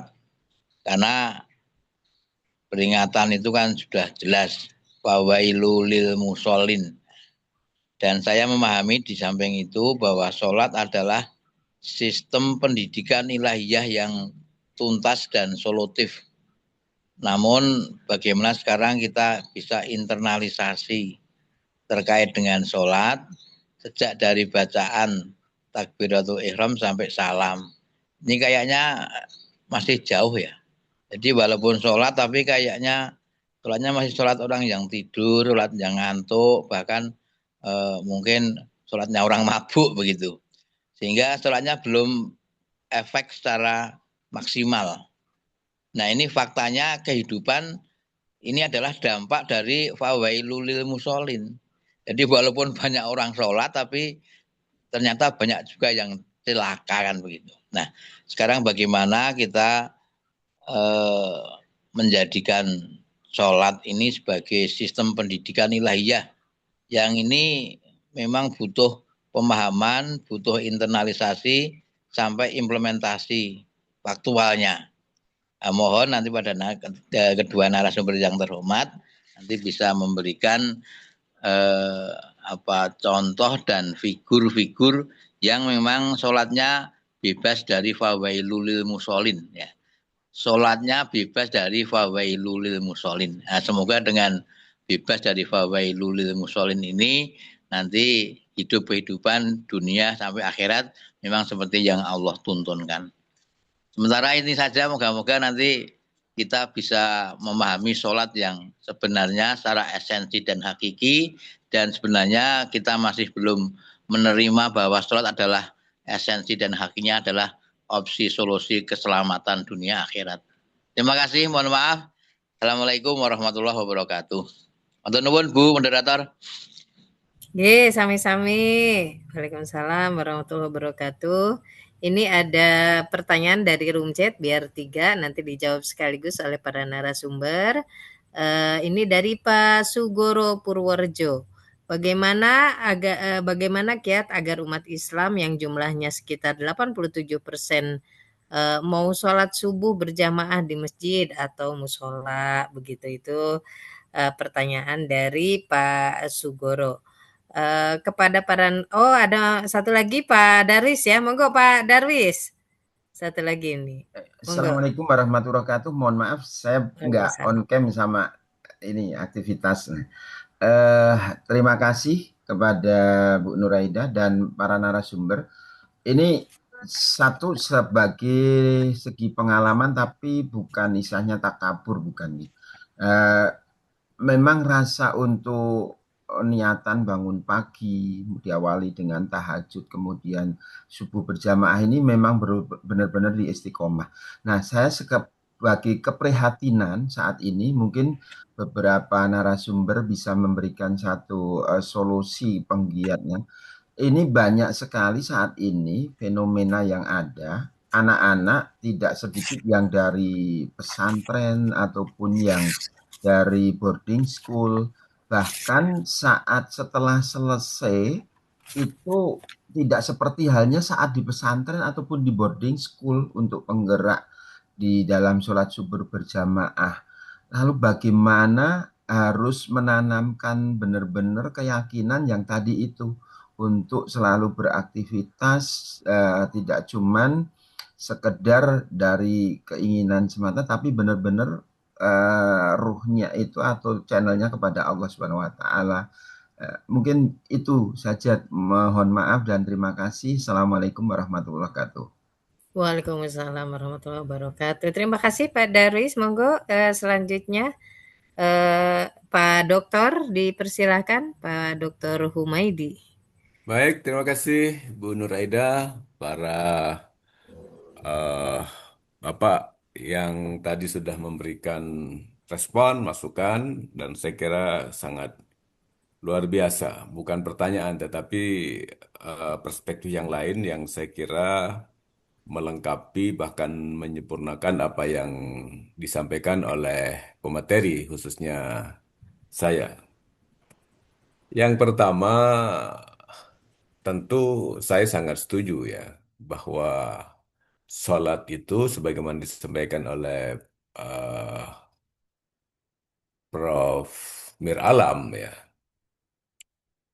melahirkan kolaborasi yang bukan sebagai meningkatkan daya saing tetapi untuk meningkatkan daya tawar ya. Artinya itulah kolaborasi yang sesungguhnya. Kalau daya saing itu kompetisi. Jadi saya kira dua hal yang berbeda. Kolaborasi itu dalam konsep Al-Quran adalah at-ta'awun. Ta'awanu 'alal birri wat taqwa. Bekerja samalah dalam kebaikan dan dalam ketakwaan. Orang yang bersama-sama untuk membangun kebaikan itu dan ketakwaan itulah sesungguhnya kerjasama yang sesungguhnya. Dan bekerja sama di dalam apa namanya segala hal yang menjadikan semakin berkualitas. Wala ta'awanu 'alal ismi wal 'udwan, dan janganlah apa namanya bersaling tolong menolong di dalam al-ism, dalam perbuatan dosa dan di dalam kekejian ya. Nah, ini tentu menjadi penting. Jadi dalam konteks pembicaraan kita, kolaborasi yang terus-menerus, kolaborasi yang melahirkan kedamaian, bukan eh, untuk apa namanya meningkatkan daya saing yang itu akan orang bersaing itu cenderung kemudian menjatuhkan, mengalahkan orang lain. Maka dalam konteks ta'awun itu sesungguhnya adalah win-win solution. Jadi menang harus menang. Dan dalam konteks agama secara keseluruhan, ajaran agama itu mengajarkan untuk keadilan dalam berbagi. Maka orang yang bertransaksi, yang satu mendapatkan keuntungan, yang satu dirugikan, itu termasuk perbuatan yang tidak diizinkan oleh agama. Termasuk al-maisir itu adalah karena keuntungan yang didapat oleh seseorang otomatis menyebabkan kerugian pada pihak yang lain atau yang kalah. Saya sangat setuju. Yang kedua, salat sebagai pendidikan ilahiyah yang komprehensif, saya kira saya sangat setuju bahwa ibadah salat itu adalah ibadah yang melatih semua hal. Melatih kedekatan dengan Allah, tawaduk dalam salatnya. Tadi saya katakan yang pertama itu adalah orang yang salatnya diterima, kata Allah dalam hadis kursi, man tawadu'a li uzmati, orang yang merendahkan diri dengan salatnya karena kebesaranku. Jadi salat itu sesungguhnya latihan pertama adalah melatih untuk menjadi orang yang tawaduk, yang merasa dirinya tidak ada apa-apanya, yang merasa dirinya tidak punya apa-apa. Maka itu manifestasi dari konsep la haula wala quwata illa billah. Nah, itu latihan yang luar biasa. Yang kedua, latihan untuk rendah hati dalam pergaulan dengan sesama. Tidak berani sombong kepada orang lain. Yang ketiga, latihan untuk meninggalkan perbuatan-perbuatan buruk. Jadi dikatakan yang tidak mengulang-ulang bermaksiat kepadaku itu tanda orang yang sholat. Jadi sholat yang diterima, sholat yang baik itu bukan sholat yang jalan terus, tapi maksiatnya jalan. Itu dalam pelesetannya adalah STMJ. Sholatnya terus, maksiatnya jalan. Nah, jadi banyak orang yang rajin sholat, tetapi dia masih bisa menipu orang lain dalam hubungan horizontalnya, masih bisa berkata-kata bohong kepada orang lain. Orang yang sholat dengan baik, sholat mengajarkan kejujuran, karena dia sedang berbisik-bisik dengan Allah, pasti dia merasa bahwa Allah Maha Tahu segala apa yang dikerjakan. Nah, tentu banyak yang lain ya yang bisa kita elaborasi bahwa sholat betul-betul merupakan pendidikan ilahiyah yang paling lengkap, yang efeknya bukan hanya baik kepada Allah, tetapi baik kepada sesama. Orang yang sholatnya tidak melahirkan kebaikan dengan sesama, itu pertanda bahwa sholatnya bukan sholat yang baik. Dia bukan mendekatkan diri kepada Allah, tetapi justru menjadi makin jauh dari Allah Subhanahu wa Ta'ala. Jadi, ibadah-ibadah yang sifatnya vertikal, hubungan dengan Allah, kualitasnya dilihat dari hubungan-hubungan horizontal dengan sesama manusia. Puasa yang baik, puasa yang melahirkan sikap yang tidak serakah. Karena puasa itu adalah ibadah yang melatih manusia untuk tidak serakah. Puasa itu maknanya menahan diri. As-saumu wal imsak. Puasa itu artinya ngempet. Jadi, puasa yang baik dilakukan oleh seseorang yang menjalankan ibadah puasa, yaitu puasa yang bisa mengantarkan dia untuk tidak serakah di dalam kehidupan.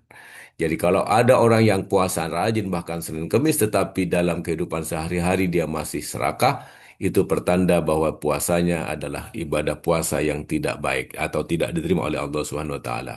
Tapi ini tentu hanya Allah yang tahu. Nah, jadi tentu sangat luar biasa bahwa sholat secara keseluruhan bukan hanya sholat subuh, adalah ibadah yang merupakan pendidikan yang luar biasa, dan ibadah sholat adalah ibadah terpenting yang kelak pada hari kiamat dihitung pertama kali. Siapa yang sholatnya baik maka akan baik juga seluruh amal-amalnya, dan siapa yang sholatnya rusak akan rusak pula lah seluruh amalnya. Itu Nabi SAW menegaskan seperti itu. Kemudian kalau harus menyebut siapa tokoh yang tidak termasuk lil musallin, ya tentu kita tidak bisa meraba-raba untuk konteks sekarang. Tetapi contoh terbaik tentu adalah Rasulullah. Salatnya Rasul itu ya salat biasa-biasa. Bahkan salat Rasul itu pernah, eh, maaf, dalam tanda kutip, bermain-main dengan cucunya. Jadi ketika Nabi menjadi imam, kemudian Nabi melaksanakan sujud itu agak lama, lalu ketika selesai sholat, ada sahabat yang bertanya, apakah Rasulullah tadi ketika sujud menerima wahyu? Oh tidak, tadi saya agak lama dalam sujud karena kedua cucuku bermain-main di punggungku. Yang satu selesai, saya memberiakannya yang satu yang lain untuk juga melakukannya. Itu berarti Rasulullah itu dalam sholatnya pun tetap ramah anak. Maka masjid kita harus menjadi masjid yang ramah anak, supaya anak senang berada di masjid, anak senang datang ke masjid, sebagai latihan awal yang kelak akan menjadi kebiasaan mereka untuk senang datang ke masjid, memakmurkan masjid, menjalankan ibadah-ibadah sholat berjemaah. Jadi kalau kita sekarang sudah tidak melihat anak-anak kecil datang ke masjid, maka itu pertanda dalam waktu 10 tahun, 20 tahun yang akan datang, masjidnya akan semakin sepi. Tetapi ketika sekarang kita masih melihat ocehan-ocehan anak kecil di masjid, mungkin bagi seseorang merasa mengganggu, tetapi itu adalah harapan besar bahwa mereka insya Allah akan menjadi generasi-generasi yang cinta masjid. Nah, maka dari itu jamaah kita, salat kita, masjid kita harus betul-betul memberikan kesempatan kepada anak-anak untuk mendatangi masjid, untuk bersama-sama di dalam salat berjamaah, meskipun dia barangkali tidak salat, dia mungkin main-main dengan temannya, dan orang yang sudah kuat dengan apa sholatnya itu insya Allah tidak akan terganggu dengan apapun yang dilakukan oleh anak-anak. Dan tentu para sahabat yang menyertai Rasul adalah contoh-contoh yang baik. Maka kalau kita ingin sholat yang benar, yang baik, kata Nabi, "Shallu kama ra'aitumuni usolli." Sholatlah kamu semua sebagaimana kamu melihat aku sholat, bukan hanya persoalan syarat dan rukunnya, tetapi hal-hal yang lebih intrinsik pun tentang bagaimana sesungguhnya Nabi menjadikan sholat sebagai sarana pendidikan itu adalah juga menjadi penting untuk kita pelajari. Kemudian yang eh ketiga tadi apa namanya bagaimana agar umat Islam ini senang sholat subuh di masjid. Ya, sholat subuh harus menjadi tempat yang nyaman bagi siapapun yang ingin berkunjung, bahkan menjadi tempat yang membahagiakan. Maka saya sangat respect kepada masjid yang memberikan layanan sangat sepenuh hati kepada jemaahnya termasuk sholat subuh. Setelah sholat subuh bisa ngopi, bisa ngeteh, bisa sarapan pagi. Itu adalah latihan-latihan yang bisa menyenangkan bagi jemaahnya. Itulah maka imam masjid itu bukan sekadar imam sholat. Imam sholat ya sekadar memimpin ketika sholat. Tapi imam masjid adalah bagaimana dia bisa memperhatikan jemaahnya yang membutuhkan pertolongan, harus dibantu dan sebagainya dan sebagainya. Yang terakhir Bu Nuraida, Pak Darwis tadi apa intinya tadi saya lupa mencatat itu. Yang Eh, ya saya juga nggak ada ini eh, catatannya, Prof. Ya ini. kalau yang ini Pak, sekarang ini fenomena yang saya lihat, Nah, jadi dari putra-putri yang khususnya oh dari iya iya iya iya iya. pesantren maupun di pesantren. boarding school, tapi ternyata saat aplikasinya tidak seperti Mm-mm. halnya saat di boarding school ataupun di Oke, iya iya iya iya. pesantren gitu. Iya iya Apalagi iya. ya mohon maaf yang umum, kalau saya aslinya umum, tapi ya mohon maaf tadi bukan sebagai takabur, tapi dari giroh yang tertanamkan tadi dari orang tua juga ya berusaha benar-benar di alarm jam 3:15 ya jam Iya tiga iya belas iya empat iya. bangun meskipun sampai tidurnya di Iya malam. iya. Mungkin Iya, gitu oke Pak. baik. Terima Saya kasih. kira penting sekali itu. Ini saya lihat melihatnya sebagai fenomena jet lag di kalangan generasi-generasi muda. Jadi jet lag itu artinya apa yang menjadi kebiasaan sebelumnya itu menjadi berubah ketika dia hidup pada dunia atau waktu yang lain itu. Ya persis seperti kita jet lag ketika dalam bepergian itu. Jadi di siang hari terasa ngantuk karena biasanya sedang tidur. Nah, maka dalam konteks ini sesungguhnya berakar dari proses internalisasi yang terjadi dalam aktivitas pendidikan dimanapun pendidikan itu ada dan lembaga apapun itu di dalam mendidik para murid-murid, para santri dan para siswa eh, tentang tentang sesuatu, tentang nilai, tentang pengetahuan dan sebagainya. Barangkali di dalam lembaga pendidikan yang dilalui oleh mereka adalah lembaga pendidikan yang menekankan kepada aspek kognitif, lebih banyak diwarnai dengan ujian-ujian, pengetahuan-pengetahuan yang sifatnya ingatan, tidak masuk ke dalam proses internalisasi yang kemudian dia menjadi akar yang tumbuh, kemudian berkembang, berkembang, dan berkembang, kemudian menjadi sebuah perilaku yang biasa, menjadi karakter yang itu sudah tertanam dengan sangat baik. Ini persoalan penting dalam proses pendidikan. Maka kalau kita menggunakan teori pendidikan itu tentu ya, bukan hanya kognitif, tetapi sampai pada afeksi yang berupa sikap. Bahkan di dalam teori sosiologi itu ada aspek konasi. Aspek konasi itu sesuatu yang menggerakkan ada yang ada dalam diri seseorang yang menggerakkan dia untuk bersedia melakukan sesuatu. Nah, dalam bahasa agama kita itu iman. Iman itulah yang bisa menggerakkan.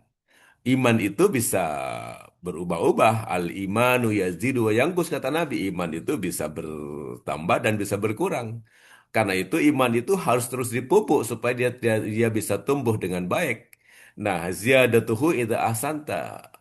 Dia iman itu berkembang kalau engkau melakukan kebaikan-kebaikan.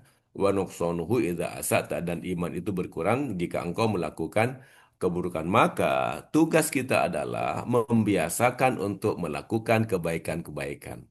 Dan kita mendidikkan kepada generasi-generasi setelah kita agar mereka juga suka melakukan kebaikan-kebaikan, karena kebaikan itulah yang mengembangkan iman, dan iman itulah yang menggerakkan seseorang untuk bertindak melakukan sesuatu yang berasaskan dari iman. Jadi kira-kira sholatnya baru sholat formalitas ya, sehingga ketika dia sudah meninggalkan pesantren yang pesantrennya sangat ketat ya, kalau tidak sholat diberi sanksi, dihukum. Tetapi ketika dia sudah keluar dari pesantren, dia menjadi jet lag, dia bisa menjadi bebas, di kampus tidak ada yang mengontrol, tidak ada yang menghukum kalau dia tidak sholat. Itulah yang terjadi. Saya kira kita harus betul-betul mendesain sebuah praktik pendidikan yang komprehensif, bukan hanya pada aspek pengetahuan, tetapi juga aspek internalisasi yang mendalam dalam diri seseorang, sehingga dia memiliki kesadaran yang sangat tinggi, dan dia bisa dengan sukarela melakukan sesuatu. Itulah akhlak dalam pengertian Al-Ghazali dan pengertian Ibnu Maskawi. Sesuatu yang dibiasakan itulah yang akan menjadi akhlak. Terima kasih, dan saya mohon maaf, dan saya kembalikan kepada Ibu Dr. Nuraida. Ya, terima kasih. Mungkin ini ada satu lagi, Pak Humaydi, ini kaitannya dengan Pak Andun, biar nanti kita tutup sekalian karena Siap. nggih. Ini ada, mohon izin bertanya, bagaimana kiat sholat agar khusyuk dan tidak memikirkan urusan dunia. Nah, ini sebenarnya sering terjadi begitu ya. Bahkan bukan hanya dipikirkan pada saat sholat, ketika kita kehilangan jarum saja. Kalau lagi sholat itu pasti nemu gitu. Ini untuk mama begitu khususnya begitu ya. Apalagi kalau mungkin memikirkan yang lebih serius lagi. Dipersilakan Pak Dokter. Baik. Saya ingat sabda Nabi ya. Nabi bersabda begini, Sallu sholat mawadda. Sholatlah kalian semua dengan sholat perpisahan. Ya. Orang mungkin memaknai bahwa sholat yang dimaksud adalah sholat yang terakhir ya dalam hidupnya. Sholat perpisahan, artinya harus betul-betul sungguh-sungguh itu. Khusyuk. Tetapi dari perspektif yang lain, saya memaknai sholatlah kalian dengan sholat perpisahan itu adalah sholatlah kamu semua dengan sholat yang mengucapkan selamat tinggal kepada dunia. Artinya, karena kita harus fokus kepada Allah, harus betul-betul menghadap Allah dengan sesungguh-sungguhnya, maka kita harus mengheningkan, harus mengosongkan dunia sementara dari kehidupan kita sepanjang kita mendirikan sholat. Jadi sholatlah dengan sholat yang mengucapkan selamat tinggal kepada dunia. Karena apa? Karena kehusuan itu tidak akan pernah tercapai kalau kecintaan kepada dunia masih menguasai hati kita. Jadi Allah pun tidak akan pernah terasa apabila urusan dunia masih menjadi pusat perhatian kita. Justru ketika sholat, seperti tadi dikatakan oleh Bu Dr. Nuraida, bahwa ketika sholat semuanya jadi ingat. Yang sebelumnya lupa karena sudah fokus, maka ingatannya kepada dunia. Ada dua waktu di mana orang itu bisa menemukan kembali barang yang hilang. Yang pertama, ketika dia sedang duduk di atas toilet, ya, dia lagi fresh gitu ya, ternyata ingat. Yang kedua, ketika sholat. Jadi semua bahkan tadi dikatakan jarum yang hilang pun bisa ingat ketika sedang sholat. Nah, sholat yang mengucapkan selamat tinggal kepada dunia itu adalah sholat yang membangun kehusyuan. Ya, sholat yang bisa membangun kehusyuan. Bukan sholat yang terakhir, tetapi mari dalam konteks kita tinggalkan dunia ini sementara, karena kita sedang berdialog dengan Allah, sedang bermunajat dengan Allah, sedang berasyik maksud dengan Allah Subhanahu wa Ta'ala. Itulah kehusyuan. Yang kedua, tentang kehusyuan itu sesungguhnya bukan terlihat ketika orang sholat itu. Orang sholat itu ya sepertinya biasa-biasa. Waktunya batuk ya batuk, waktunya bersin ya bersin ya. Waktunya mungkin ketika di sholat di rumah sedang sholat sunnah, lalu ada orang yang mengetuk pintu atau sedang mengucapkan salam, kita disarankan untuk mengeraskan takbirnya supaya dia mendengar bahwa kita sedang sholat. Mohon maaf, kami belum bisa bukan pintu kata sedang sholat dan sebagainya. Apalagi sholat-sholat yang sifatnya khauf ya, bahkan sholat sambil jalan dan sebagainya. Itulah sholat yang dipraktikkan oleh Rasulullah dan itu semua tidak akan mengganggu status kehusuannya sholat karena sesungguhnya esensi kehusuan itu tidak pada ketika dia sholat, tetapi pada perilaku-perilaku setelah dia selesai sholat. Kalau orang sholat itu tidak bisa melahirkan perbuatan-perbuatan baik setelah sholat, maka bisa dikatakan bahwa itu salah satu tidak termasuk ke dalam tanda-tanda orang yang sholatnya diterima.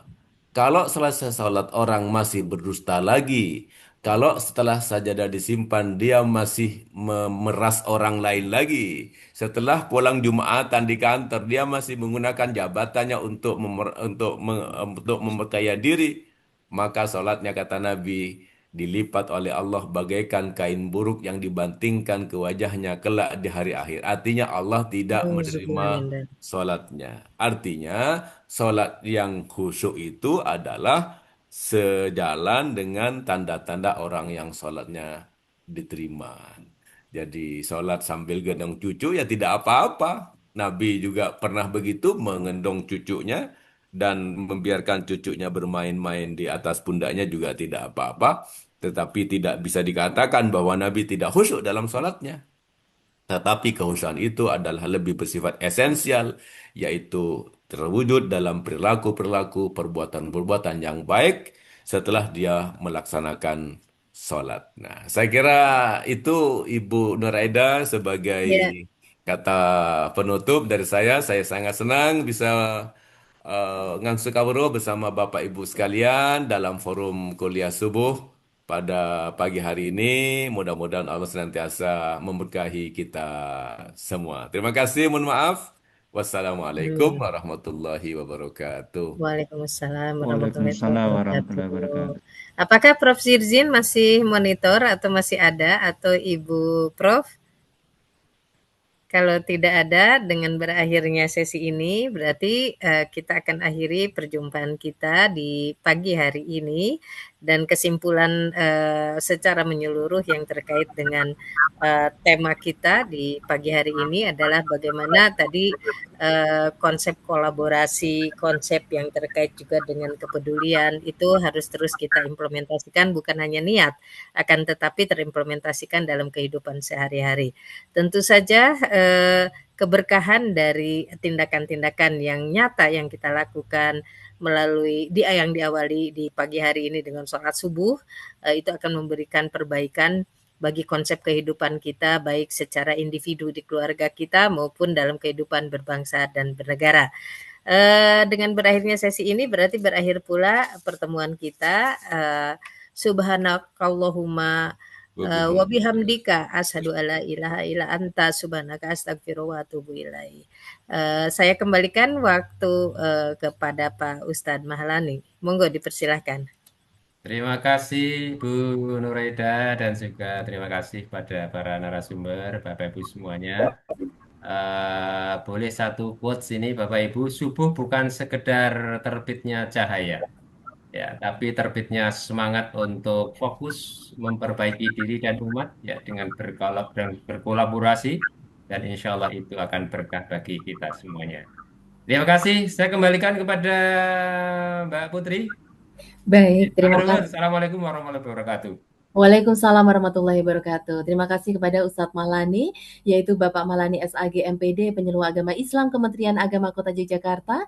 Dan terima kasih kepada Dr. Nuraida SIP MSI, Ustazah Nuraida, dosen Universitas Subang, Ketua Puspaga Kabupaten Subang. Dan saya ingin mengucapkan terima kasih sekali kepada narasumber-narasumber hebat kita yang sudah memberikan ilmunya yang luar biasa. Yang pertama, Dr. Muhammad Nurul Humaidi MAG, dosen Fakultas Agama Islam Pasca Sarjana Universitas Muhammadiyah Malang, Profesor Dr. Hajah Nurvina Asnam, SU Apoteker, Guru Besar Jurusan Pendidikan Kimia, Universitas Negeri Yogyakarta. Dan yang selalu membersamai kita ada Profesor Dr. Muhammad Kirsin MAG, Guru Besar Bidang Ilmu Tafsir Al-Quran UIN Sunan Kalijaga. Dan jamaah kuliah subuh yang dirahmati oleh Allah, mari kita doakan baik itu narasumber dan kita agar selalu dalam kesehatan, kemudahan dan kelancaran, kebahagiaan dunia akhirat, dan doa yang sama untuk jamaah semua yang sudah hadir pada kesempatan hari ini. Jangan lewatkan untuk kembali di Akademi Hikmah Kuliah Subuh setiap hari Rabu jam 5 sampai jam 7 pagi. Dan perlu kami sampaikan kembali bahwa Akademi Hikmah Kuliah Subuh edisi 2000, kok 2000 ya, 201. Wah, ini semangat baru nih ya. Harapannya sampai beribu-ribu gitu ya. Menuju 1 abad kemerdekaan bangsa Indonesia, 9 Ramadan 1364 Hijriah, 9 Ramadan 1464 Hijriah. Subuh yang menggerakkan umat, kolaborasi, kepedulian dan keberkahan. Dan alhamdulillahirabbil subuh yang menggerakkan, subuh adalah momentum yang tidak hanya menandai pergantian waktu, tetapi juga menggerakkan kesadaran umat untuk bangkit bersama. Di saat dunia masih sunyi, seperti yang disampaikan oleh narasumber kita, moderator kita, dan juga host kita, dan seluruh yang sudah mengisi pada kegiatan hari ini tadi juga sudah menyampaikan hal sama. Tentunya semangat kebersamaan justru dapat tumbuh paling kuat. Subuh menghadirkan energi baru bagi umat untuk memulai hari dengan tekad, disiplin, dan keikhlasan. Dan dari kesadaran itu lahir kolaborasi. Bukan hanya kita bicara bekerja bersama, tetapi kerjasama yang menyalurkan potensi setiap individu untuk menjadi kekuatan kolektif. Kolaborasi setelah subuh bukan hanya soal kegiatan fisik saja, program formal saja, tetapi saling menguatkan, saling mengingatkan, dan membangun jejaring kebaikan yang berkelanjutan. Dan dengan subuh menanamkan kepedulian, karena waktu ini kita mendorong lebih luas lagi ya untuk kebutuhan diri tetapi juga kebutuhan sesama. Kita tidak hanya bicara tentang subuh saja, tetapi waktu-waktu semua kita bicara tentang sholat, bagaimana kita harus memperbaiki sholat kita, sehingga gerakan umat, kolaborasi, kepedulian akhirnya menghadirkan keberkahan. Dan satu lagi mungkin sebelum nanti ditutup untuk kegiatan kali ini, saya ingin mengucapkan terima kasih. Tadi sudah ada Ustadz Bambang Haryanto, kemudian Ustadz Hasanurido, kemudian Ustadz Samsudin, kerabat kerja yang bertugas pada kesempatan hari ini. Mungkin tidak bisa saya sebutkan satu persatu. Terima kasih sudah bergabung. Dan seluruh jamaah yang tadi juga sudah berpartisipasi, baik guru besar kita, kemudian Ustadz-Ustazah kita yang juga sudah hadir pada kesempatan hari ini. Kita tutup untuk kegiatan kali ini, tetapi saya mau berpantun dulu. Minum obat agar sembuh. Semua obat pahit rasanya. 2 rakaat sebelum subuh lebih berharga dari seluruh dunia. Dan jangan lupa untuk menyimak kembali Akademi Hikmah Kuliah Subuh, dan acara ini didukung oleh UP 45, STIAN Yogyakarta, PSPIK UNY, dan Anda bisa menyimak melalui UTY FM dari. Acara ini juga didukung oleh Rumah Syamil Quran Idaman Islami. Dan kita akan berjumpa kembali. Kita tutup dengan membaca hamdalah bersama-sama. Alhamdulillahirrahmanirrahim. Selamat melanjutkan aktivitas berikutnya dan sukses selalu. Baik, matur sangat Bapak Ibu semuanya, Ustadz Ustazah semuanya. Pak Hamidi, Pak Putri, Bapak Ibu semua. Terima kasih semuanya. Matur suwun sami-sami. Matur sangat.